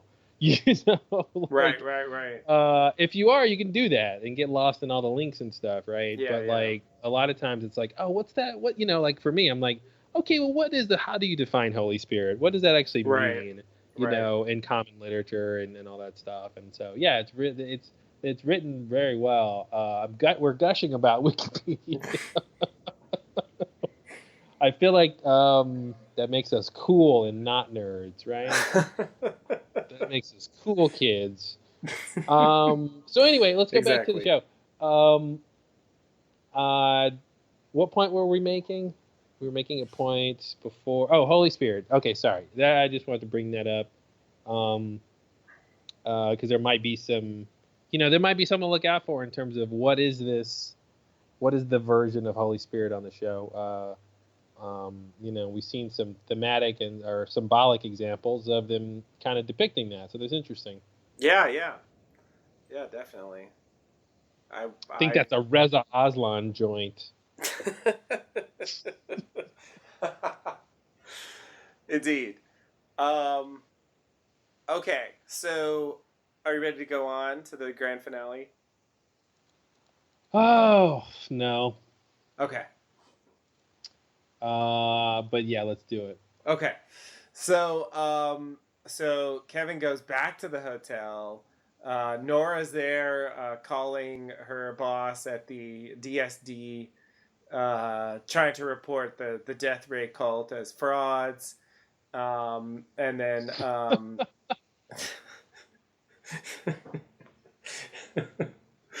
they a cult? Yeah, I'm going to call them a cult. I mean, to me, like, they have all the hallmarks of a cult, except, like, their members are all, like, incinerated systematically. Yeah, it's funny. It's like drinking the Kool-Aid, right? It's just like that. That's actually what cults say, is you do this thing, and we'll go to this other place. Yeah. I mean, I feel like sure, it's wrapped up in science, but I mean, I feel like the way they're approaching it is very culty. So I wonder if they're trying to depict a sort of science-based cult versus. I'm trying to make a comparison to the Guilty Remnant, which was not a religious-based cult, but it's more of a philosophy, morality kind of sort of existential ideology. Yeah. Yeah, it's just based on ideas, Yeah, basically. yeah. Yeah, it's Nothing interesting. supernatural. Except that all we should think about is the sudden departure. This whole machine brings up a really interesting dilemma of like, what if they said there was a machine that could take you to heaven? It would be such an interesting dilemma Yeah, because yeah, yeah. you'd have no way of knowing if it ever worked. Right. Yet you would always have people who'd want to try it.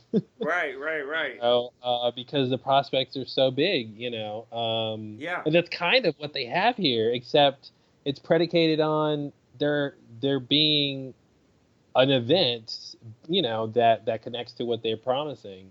You Right. know, so it'd be like if you could somehow prove that heaven exists, then you could say, well, hey, heaven exists, and now I have a machine that can take you there. Do you want to get in? But they're just cremating people. Right, right. It's a great cult. That's a perfect cult because there's no feedback loop. No Or dissatisfied members yeah, leaving and exactly. stuff. Yeah.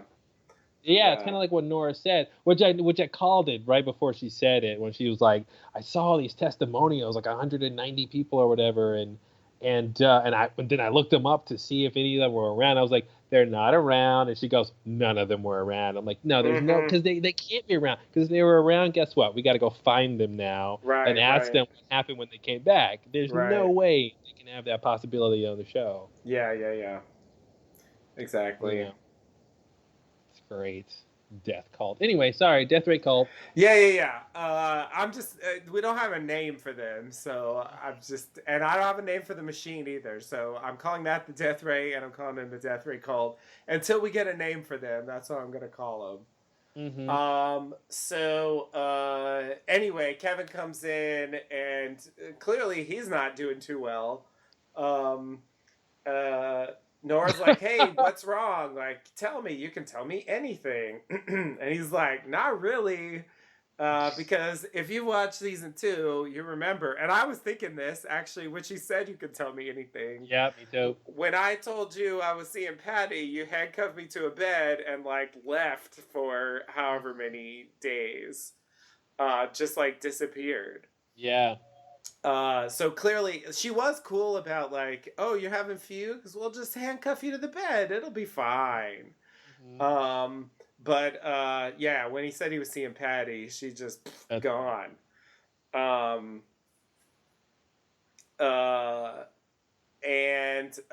yeah, and then let's see, she's angry that he told Lori, but not her. And then she's like, I bet you really like this book. You like that you have a book about you. And we talked about this earlier. And then he's like, yeah, I love it. I love this book. And so then he lights it on fire and puts it in the sink. And they're I would say they're having a fight now. I think they've been having a fight for a little bit here. I think he walked in the room and they were fighting. Was it? It was. I guess before. Yeah. I guess nothing had to be on fire. They were having a fight before the fire started. But I think once the Mm-hmm. fire starts, it's clear that Yeah, they're fighting. that's Um. the general sign. um. So then Nora asked, why didn't you stop me?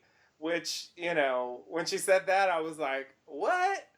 Because I thought she meant like, why didn't you stop me from going to the death ray people? Mm-hmm. But no, why didn't you stop me from giving Lily back? I thought you were gonna say when you were like, but no. I thought I was gonna be like, but no. Just like a woman, she brings up something from the past, and she's like, but what about this one time you didn't? Sorry, sausage joke.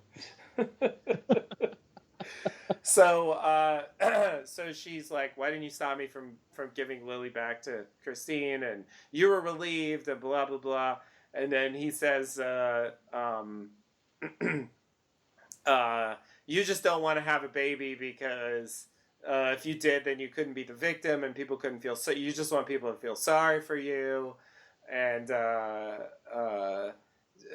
she says she doesn't want people to feel sorry for her, and she's like, when are you going to get over losing your kids? And she's like, they're not dead, they're just gone. And then and finally Kevin says the closer, then you should go be with them. Then you should be gone.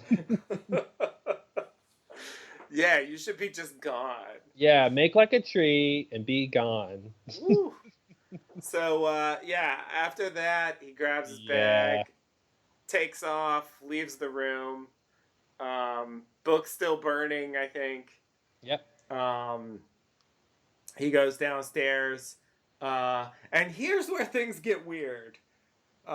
Here's where they get weird? Yeah, I know, right? Yeah, only here. Yep. Finally, something weird happened. No, this is where we get some moments that, like, I was like, what? Yeah. When I saw it the first time, I was, like, confused, and then I saw it the second time, and I was like, yeah, I'm still confused. Yep. So he goes downstairs, and there's like fire trucks there, right? And like maybe paramedics or something. And they're like rushing inside, and he goes outside, and I'm thinking, they're there because they set off the fire alarm. You know, burning the book. They set off the fire alarm. Must be that. Yeah. And he's like, okay, I need a taxi. And he's like, no, you can't get a taxi because of the explosion. Yeah. And I'm like, the what? Yeah, exactly. Like, that doesn't Nora's count. room exploded? The burning the book does not count as, there's no way that's the explosion. Yeah. So, hold on, there was an explosion? Like, was it in the hotel? Like, why are they at the hotel then? Like, is it unrelated? Or is it, like, a both? Like, Yep. What's So huh? Are you really asking? Yeah. Do you know the answer? I thought you were still recapping. Well, okay. Should I finish the recap? So I'll finish the recap. Okay. So then Kevin Sr. shows up. Turns out he doesn't need a cab. He's there with Grace. Hey, saw you on TV, because he was on Good Day Melbourne, and he looked up hotels, found him there, because his name was at the front desk. Boom. And he's like, you here alone? And yes, I'm here alone. Sure, why not? So he gets in the car, and they drive away. And then we cut back to Nora up in the hotel room, and I guess the sprinkler system has gone off. This was giving me a huge Twin Peaks vibe here. Confusion about what caused certain things to happen with regard to sprinklers. Anyway, she's sitting there. The water's like pouring down, and it kind of ends on her eyes. The biggest teardrop in the world. The biggest teardrop in the world, exactly. I'd never seen like tears like. I mean, obviously it's water, not tears, but right. Like the effect is tears. That's what it looks like. Yeah. Crying, like medical condition level crying. Yeah. Like seriously, go to the hospital now. With a towel. Please get a towel, or else you're going to be slipping and sliding all the way down to the ER. It's not as fun as it sounds. Okay. I know I just kind of made it sound fun. But it does sound fun. Yeah, I messed up in my explanation. It should have been more cautionary. But so I do want to point out the bookend theme here. You know, this episode was about Kevin and Nora breaking up, and the first line of the episode is, "Are you two together?" And then at the end, it's, "Kevin, are you alone?" And it's yes. Very interesting there. So I guess let's kind of work backwards maybe. So the explosion, I think, is unrelated. I do think the fire trucks are there because of the fire in the hotel. That is why they're there. And the reason he can't get taxis, because I think Kevin Sr. mentions like the planes are grounded as well. Yeah, so the airports have grounded the flights. So there was an explosion somewhere, presumably in Australia, presumably in the city. Right. But the fire trucks are there because of the exactly. fire. Because of the fire in the room. Now, okay. I think you said you had confusion about the alarm going off. Did you say that? Yeah. What was the confusion there?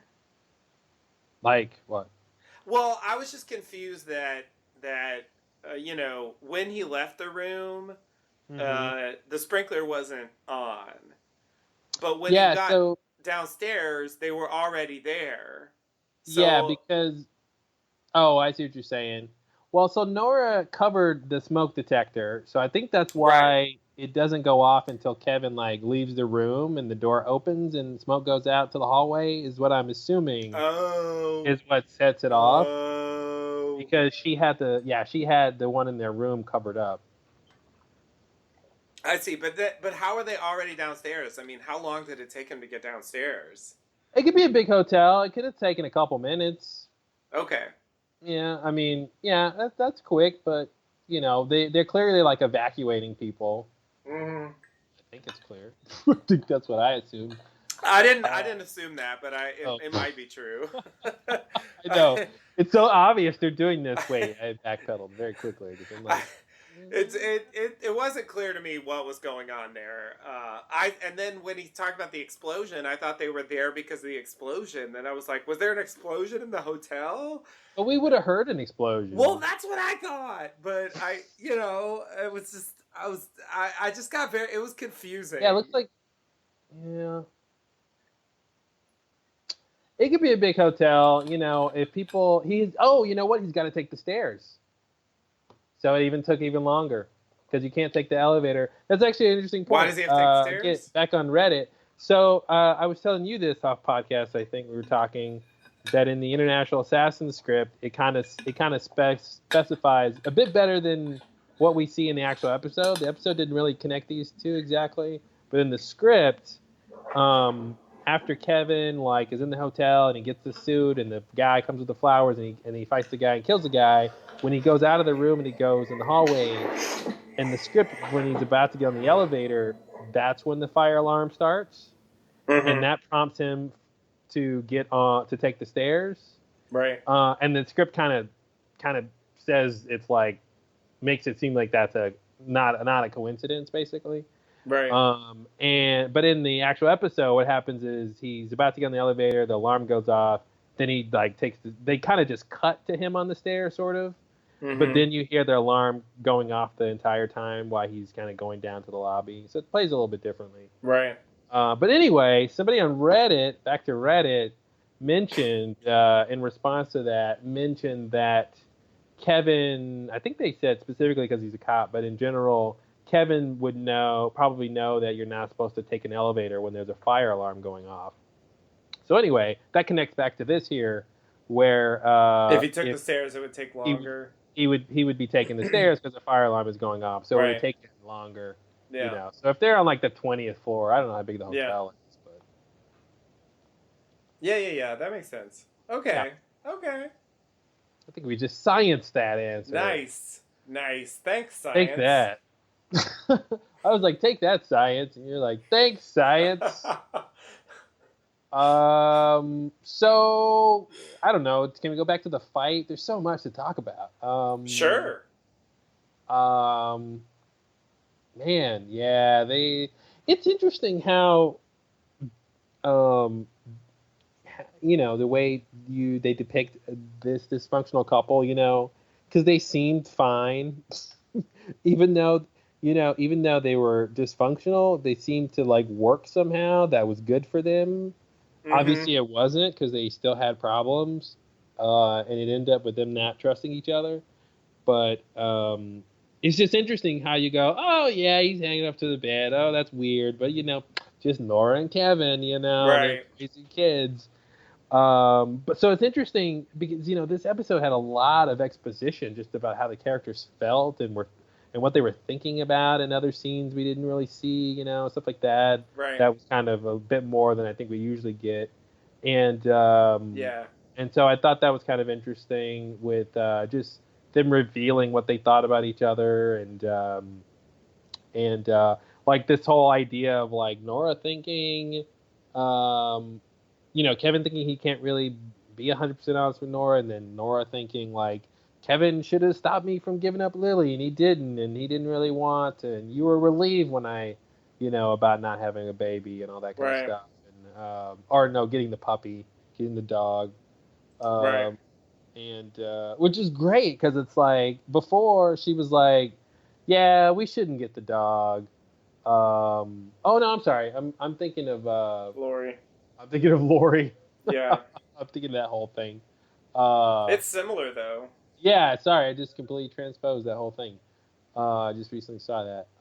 But anyway, I thought that kind of stuff in the scene was interesting, like them talking about like this hidden thing that they're holding over the other person, or holding against the other person. Right. Right. I still don't know about the book. I mean, I guess Kevin doesn't like the book. Yeah, I don't know. Yeah. It seemed to have given him a psychotic break. That seems like a bad review. It seems like a 1-star review to me. I guess I wouldn't go so far as to say he hates it or something. I just think he doesn't necessarily love it. I think he's, totally willing to, burn it.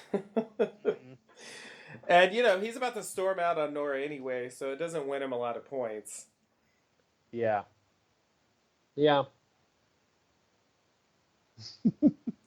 So I mean that's how it seems to me, that it's like it's this weird. I think he's like kind of interested in it because like having a book written about your life is weird, and obviously he's been through some crazy things, and so I think he has some mixed feelings about it. That's how it seems to me, but I don't get the sense he really loves it. Yeah. So this is what I'm thinking now. What I'm thinking now is if I can use the pun bookend, I think the book bookends this whole journey Kevin goes on in the episode. So. And this tells me something about what he thinks about it. So I think if I look, the way I can see it now is he's reading the book, he's reliving those kind of big moments from season 2, dealing with his kind of specialness, special adventure and all that stuff. And then he goes on this long rabbit hole, psychotic break chasing Evie, and he realizes he was wrong, and he has this problem. So when he comes back to Nora at the end of that whole adventure, and then the book comes back up again, and so I think him burning the book is kind of sort of dovetailing from that first part of like he's like this is what I think about the book. This book fucked me up, the book having all that stuff, kind of dealing with Evie and and then all the stuff dealing with the book, what's in the book. I think is the stuff I think that makes him feel crazy. So yeah. Right. I think he was like, yeah, screw this book. Yeah, that makes sense. Yeah. It's a reminder of, the horrible crap that makes me feel crazy, yeah. Right. I'll buy that. I'll buy my own explanation. Sometimes I don't. I hope so. Yeah, no, I've noticed that. Yeah. Here's what I think, but I don't really buy that. I don't really buy it. I'll just throw it out there. I can be convinced sometimes, you kind of throw it out there. Mm-hmm. But yeah, it's interesting. Kevin and Nora, R.I.P. for now. I mean, yeah, definitely not looking good. And as close as we are at the end of the series, however many episodes, 4 episodes left. If they do get back together, it can't be for very long, realistically. Mm-hmm. So, this is a big moment, I think. Yeah, maybe it'll be one of those things where at the very end they're back together, Yeah. And it's like going forward they'll be together. But I foresee a tragic ending. Yeah. It seems that way, mm-hmm. Definitely. I think they could like pull a misdirection and it seems like a tragic ending, but it's actually, it's actually a happy ending. I don't necessarily expect that though. I expect it to be, tragically sentimental. Yeah, I expect it to be bittersweet. There you go. Bittersweet. But with characters not really getting what they want, Yeah. I agree with that. Definitely. Like, I it's mean, not there's going to no be way like that's what Nora wants. it's not going to be Kevin and Nora get married and have a new baby. You know what I really want, Kevin? I want to deliver birds. Yeah. Is So yeah, Nora I agree waiting with on a that. note from somebody? I don't know. I'm reading too much into it. I'm trying to crack the code from that Crack one the scene. code. Yeah. It's the new blast door map, those birds. Those birds. Yeah. Those birds mean something. And you know, I mean, they were they seem to be in that opening segment too from the beginning of the season. You know, Yes. similar kind of thing with the boxes and the messages and there it seemed like they were using the Messages. messages to figure out when the rapture would be. You Yeah. know, Valenzetti equation. Valenzetti equation, bird messenger. Yeah. Valenzetti is Italian for Birdman. Exactly.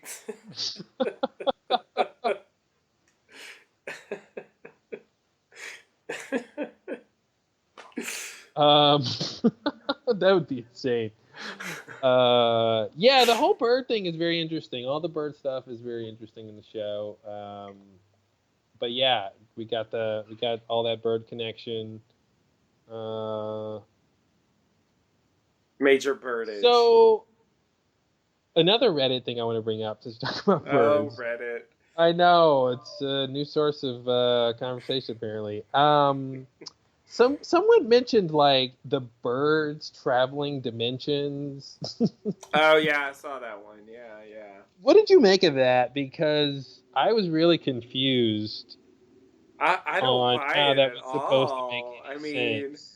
I think the bird that was in the box may have traveled dimensions in some sense, but in the same sense that Mary did, they were in this kind of near death or in between life and death kind of Yeah. state, and that's why the bird was able to be there. But why? Other than that, I mean, where does the idea come from that the birds are Wasn't it from traveling I think that kind of dimensions? that shot in the sky of the bird kind of going from like Oh, Miracle to wherever else they kind of transition. yeah, I think they were trying to loop that in Australia. there. That was some kind of thing of the bird flying through a dimension or something. Okay, yeah, yeah. I thought that was just a transitional shot. I didn't necessarily think it meant anything crazy like that. Um, but okay, sure. Maybe they're dimension hopping birds. I just it's it's No, there's not. There's it's not. just hard for me to take that seriously. There's not. I mean, I mean, could it be? Oh, look, the bird somehow. There's listen, the Danziger radiation. Okay, let's oh start there. no. Yeah, grown city. It created wormhole pockets, and the birds can fly through them. Sure. And the birds they use are actually like homing pigeons. Mm-hmm. So like those I think I read they're not technically doves or something like that. They're like white homing pigeons usually. Because doves aren't as smart. And but so if they have homing skills, then maybe like they're being taught how to travel dimensions, and they use their homing skills to go through the wormholes. I think we're onto something here. We're onto something. Don't tell anyone, all right? Oh man. Wow, you heard it here first. You heard it here first. Don't tell anyone. Home. That's a great breaking news tagline. Welcome to Channel 5 Breaking News. You heard it here first, folks, but don't tell anyone. just our secret. Where do you get your breaking news from? I can't tell you. I can't tell you where I get it from. But you always have the news first. But you can't share it with your friends. Sorry. Anyway, I thought the bird stuff is interesting. That's all I have to say about that. It is. It is. I mean, birds seem significant. Dimension hopping birds, I don't know. Is that a feather too far? Yeah. Is that a flock of fields? I think, yeah. I mean, I think it's kind of sticking its beak where it doesn't belong. There you go. Thanks for the third one. I was hoping for another F alliteration, but thanks okay. for that was still better than what I had, which was nothing. Nice. You heard it here first, folks. Don't tell anyone. All right, what else? So I don't know. Do you want to talk about what you think Kevin Sr. and Grace are going to do with Kevin Jr.? Does this answer the question of you got the wrong Kevin? What that meant? Not yet. I think it kind of does. I mean, not exactly, but I think it means at least Kevin Jr. is involved on some level. Mm-hmm. But I think that it leaves open the possibility of a kind of both and, or it's still me, but we need Junior for such and such. I think that's what it's going to be, because it is a coincidence that he saw Kevin on TV, right?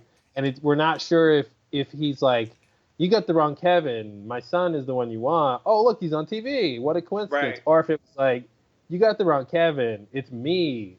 Oh, look, my son's on TV. Maybe that means we need him too. Right. Sort of a thing. So, yeah, it's great how we still don't know that little thing. So I think you and I both know a spoiler.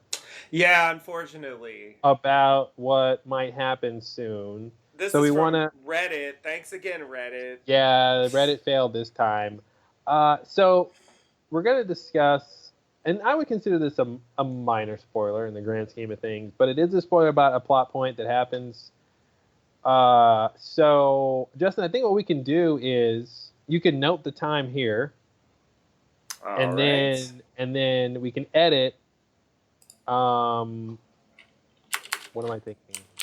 You can add. You can add a note about when the spoiler is, but you could. Oh,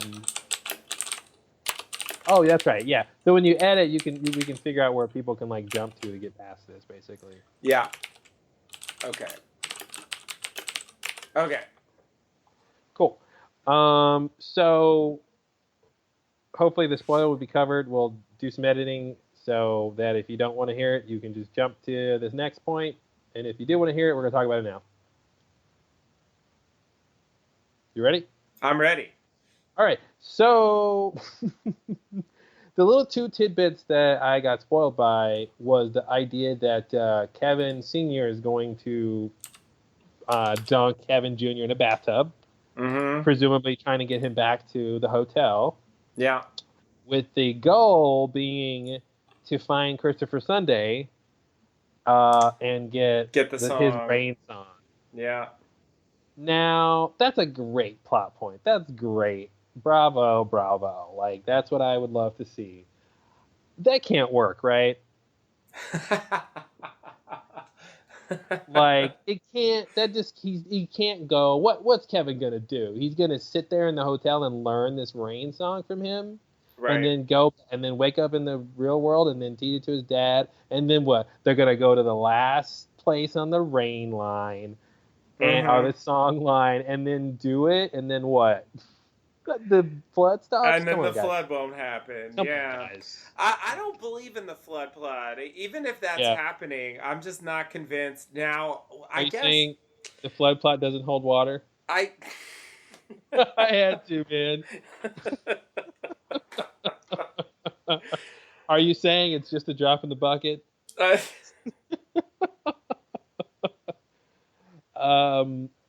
have a third one? Are you saying you can't really see that it's true? That was a little more tenuous, but yeah. I got a third one. I'm happy. All right. Well, I'm just here for the jokes, ladies and gentlemen. I'm just here for the opportunities to make jokes. So I think the question for me about that is, is like what is going to happen, you know? And I guess I feel like he could end up still going to the hotel again. I think going to the hotel again is definitely up for grabs. Well, I think we did think about the fact there should be a third time for the hotel, right? Yeah. So because it was surprising they even went back a second time. True. Yeah, I feel like that almost makes a third time a guarantee. Yeah, especially now that he's got a purpose. Yeah. He's got this kind of purpose thing. So, can either we come back to it or put a pin in this flood conversation? I want to bring up the bag Kevin over the bag head thing. Oh, okay. That's not how you say it, but you got what I meant. Do you think he's going to the hotel when he does that? Because there's people who think he's just like going to the hotel all the time. I don't think he's going to the hotel when he does that. Okay. I mean, I'm not sure, but I just doubt it. I feel like it's gonna be weird if they tell us he's been going to the hotel like on a daily basis. Well, and actually, now that we know the spoiler, which I guess we're still in the spoiler tag. Yeah, that's what I was gonna say when you brought that up. If you wanted me to end the spoiler, if we want to end the spoiler section. Are we? Well, let's end it after this, I guess, because I just want to say, now that you know that spoiler, that's actually a mark against him using the bag to go to the hotel. If Kevin Sr. is going to dunk him in the thing, then that's how Kevin thinks he gets there. Right. Or an easy way to get there besides shooting himself in the chest, right. you know? Right. So, I think he wants to feel alive by feeling close to death or something like that. I think that's the idea with that bag thing. Yeah. But yeah, anyway, so anything else about the spoiler thing? We kind of talked about that. I think if that is the setup, which what it seems to be, if the spoiler is true, that Kevin Sr. is going to somehow convince Kevin Jr. that he's got to sing the song. I mean, that means he's going to tell him the whole thing about the itsy bitsy spider and Tony the chicken. Yep. And and Kevin's going to believe that, and then.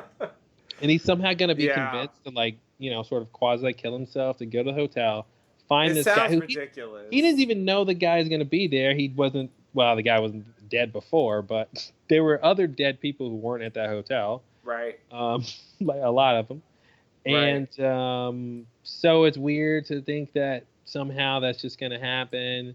But if it did happen, it just seems like it'll be the kind of thing where it won't turn out like they expect it to. That's what I'm expecting. And also another thing of promoting the idea that, or propelling the idea that we'd see the hotel again is seeing the bridge man again. The bridge man / karaoke man. Yeah. I'm expecting that to come What will he be doing this time? So the first time he was outside the hotel. The second time he was inside the hotel. Yeah. Where will he be this time? Yikes, I don't know. Yeah, I have no idea. Interesting. Yeah. Okay, so anything else in the spoiler tag? No, I think that's it. All right. Okay. End of spoiler. So, if you did not listen to that spoiler section, you missed a couple good jokes. Very proud of. But Yeah, so you can mark out that 6 minutes or so. Go back. Once you get to the end of the season, go back and relive the magic. That's what you didn't live the first time. The 6 minutes you always wanted. Exactly.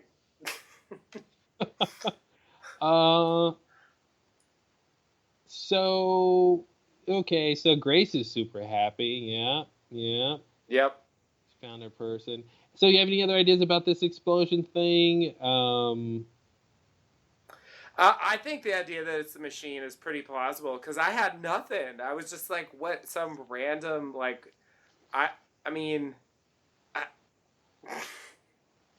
I don't know what else it would be, really. It'd be interesting if we find out where the explosion was, and it'd be interesting if it's something kind of a little extra weird because it's the machine, maybe the building disappeared. Right. Oh god. Like it pulled a Swan station basically. The power went too high, and like the machine like overloaded, and it zapped like the whole build. So maybe like it's something weird, like the building's gone, but there was also an explosion. So it's kind of like the Swan hatch, where like there was an implosion, but also an explosion. Right. That might be an interesting way they could make that thing weird. Yeah. And not just like, oh, it was a ball of fire, you know. It's clearly a setup for something, so I feel like it'll tie into some storyline, and I think the only storyline we know about that makes sense for it to tie into is is the machine, because like nobody else is in Australia, so. So the Devil's Advocate Occam's Razor answer, by the way, could be it's just a way to get them from leaving, right? Like saying, "Oh, the airports are down, therefore you can't get back to Miracle." Could be that. I don't think that's it, but it could be just a contrivance because Kevin was like, "I'm on my way home." That's true. I just want to throw that out there in case it's something practical, and and like the next episode, it's like, the fires have been put out and the planes are flying again. They don't even make a big deal out of it. Yeah, you're right. It could be that. Like just in time for when they need to go home or something. Oh, look! All of a sudden, the planes are ready. Yeah. My sort of gut reaction is to say like it is a thing, but that's definitely possible. The license plate for the doctors with the machine is TNK331. Okay. Just thought I'd point that out. Don't know what that means, but sounds like a license plate. TNK almost is tank. Mm-hmm. It's almost think. Mm-hmm. And that's all I got. So that's my analysis. For Internet 2.0. Mm-hmm. Tonk. Yeah.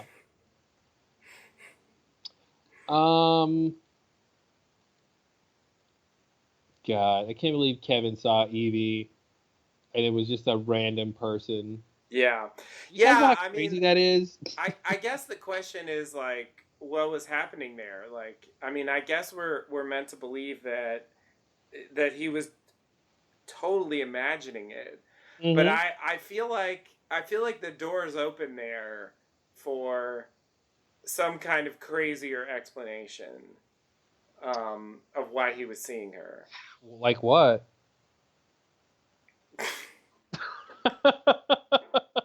Well, don't ask me like what. I felt like that was gonna be your response. I just wanted to throw out there like it might be something else. Like what? That I don't wish to define at this time. I see. Wow, somebody's been watching too many Senate hearings recently. I guess the idea that, something is like sending this vision. That it's like coming from somewhere. Perhaps? Yeah, like not just Kevin making it up himself, but something is responsible for causing him to see Evie. I feel like that's at least like on the table for speculation. Let's play speculation detective.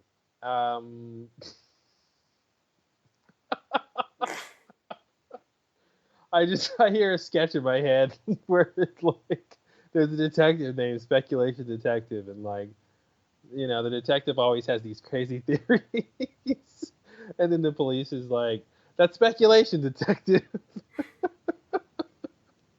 and it's just really bad wordplay, It's like, who's on first? Yeah, it's like who's on first. That's Speculation Detective. I know my name. But my theory is what I want you to talk about. Right. Sorry, that sketch. I don't know if that's interesting, but I want to play Speculation Detective and compare this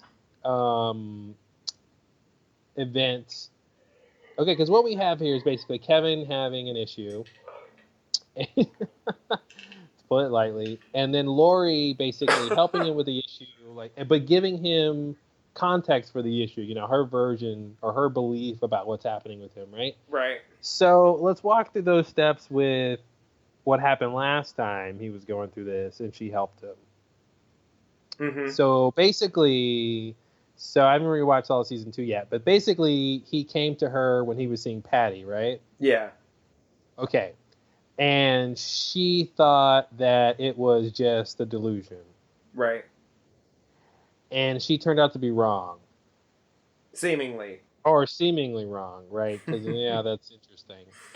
That's kind of what I wanted to figure out. Like, what happened with that part of the storyline, and how does that help us figure out this part of the storyline?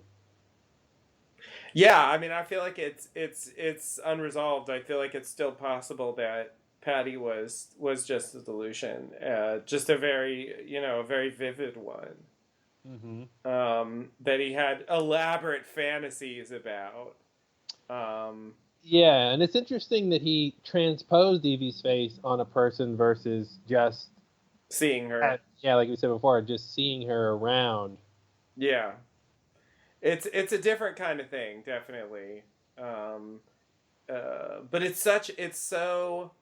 I mean, it's so crazy to be so deluded that you're looking at someone and you're not seeing them. You're seeing someone else.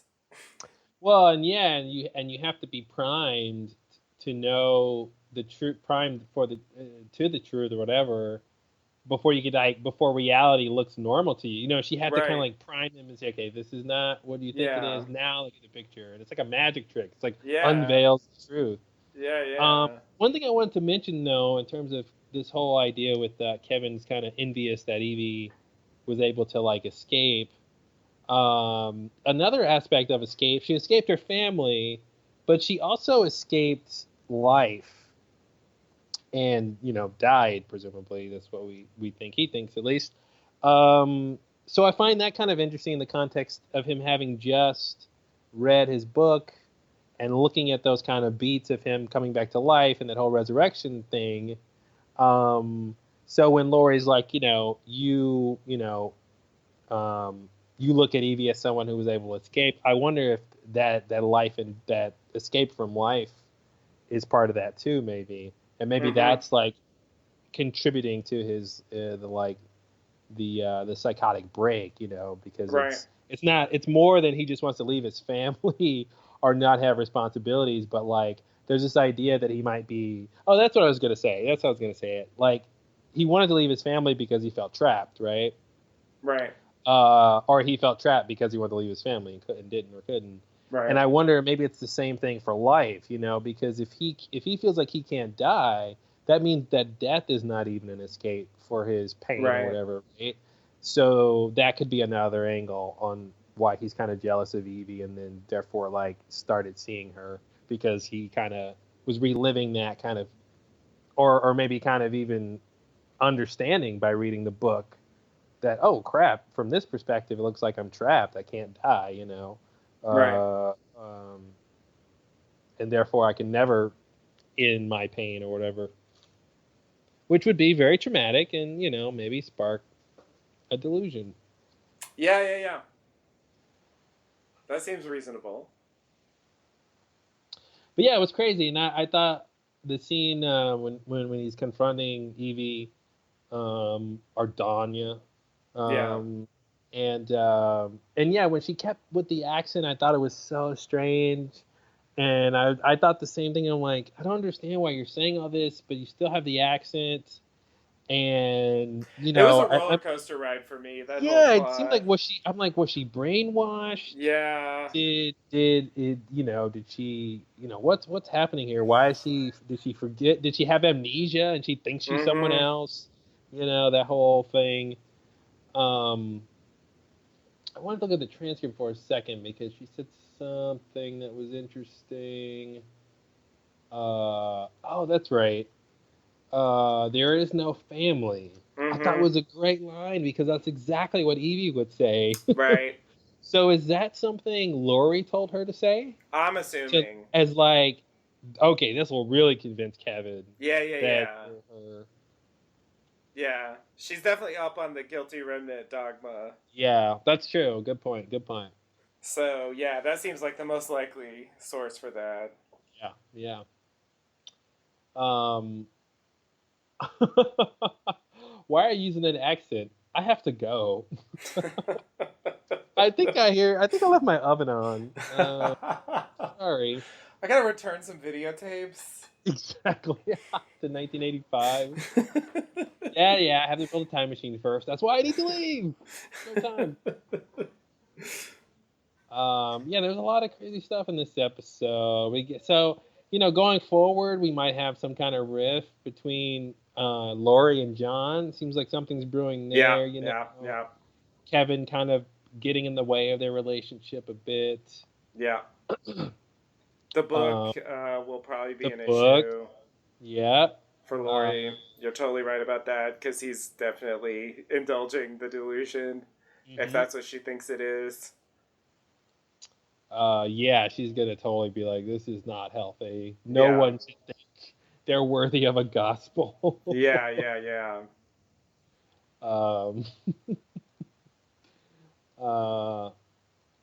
Except Jesus. And all the other people who had gospels. Right. There was more than one, right? Just a couple. Well, I think all the gospels are about Jesus. Oh, that's what it is. It's a bunch of people who wrote them, right? 4 gospels all about Jesus. The quad gospel. Yep. It's a quadrilogy. Yeah. Ultimate quadrilogy. Quadrilogy. Wow. Quadrilogy. It's a hard one to say. Cool. Anything else? I think that's it. That's all I have for the moment. Obviously, we might bring up this episode again going forward as we come to understand it better. Yeah. Yeah, I can't wait to see what's up with the explosion. I can't wait to see what Nora's going to do next, if there's anything more with the machine. Yeah. If the machine exploded. If the machine exploded, which we'll is see.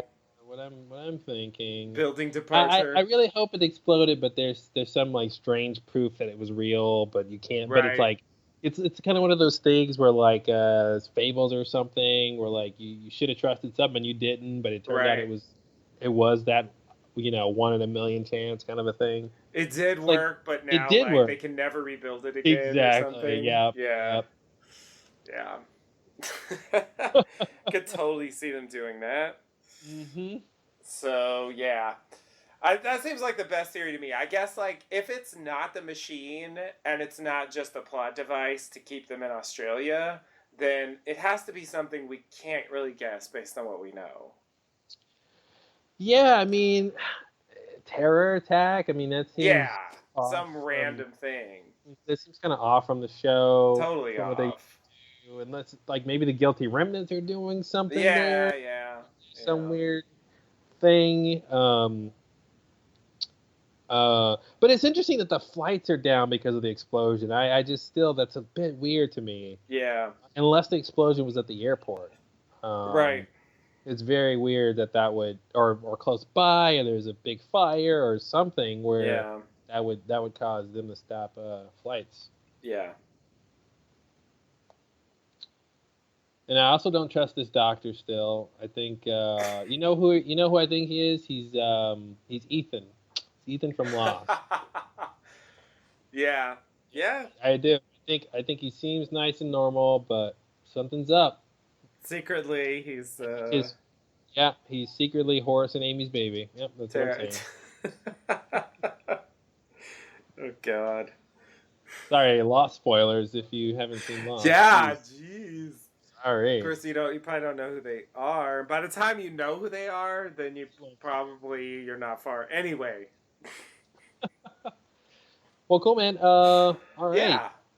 Well, thanks everyone for listening. We'll be back next time. Till then. All right. See you later. See you next time.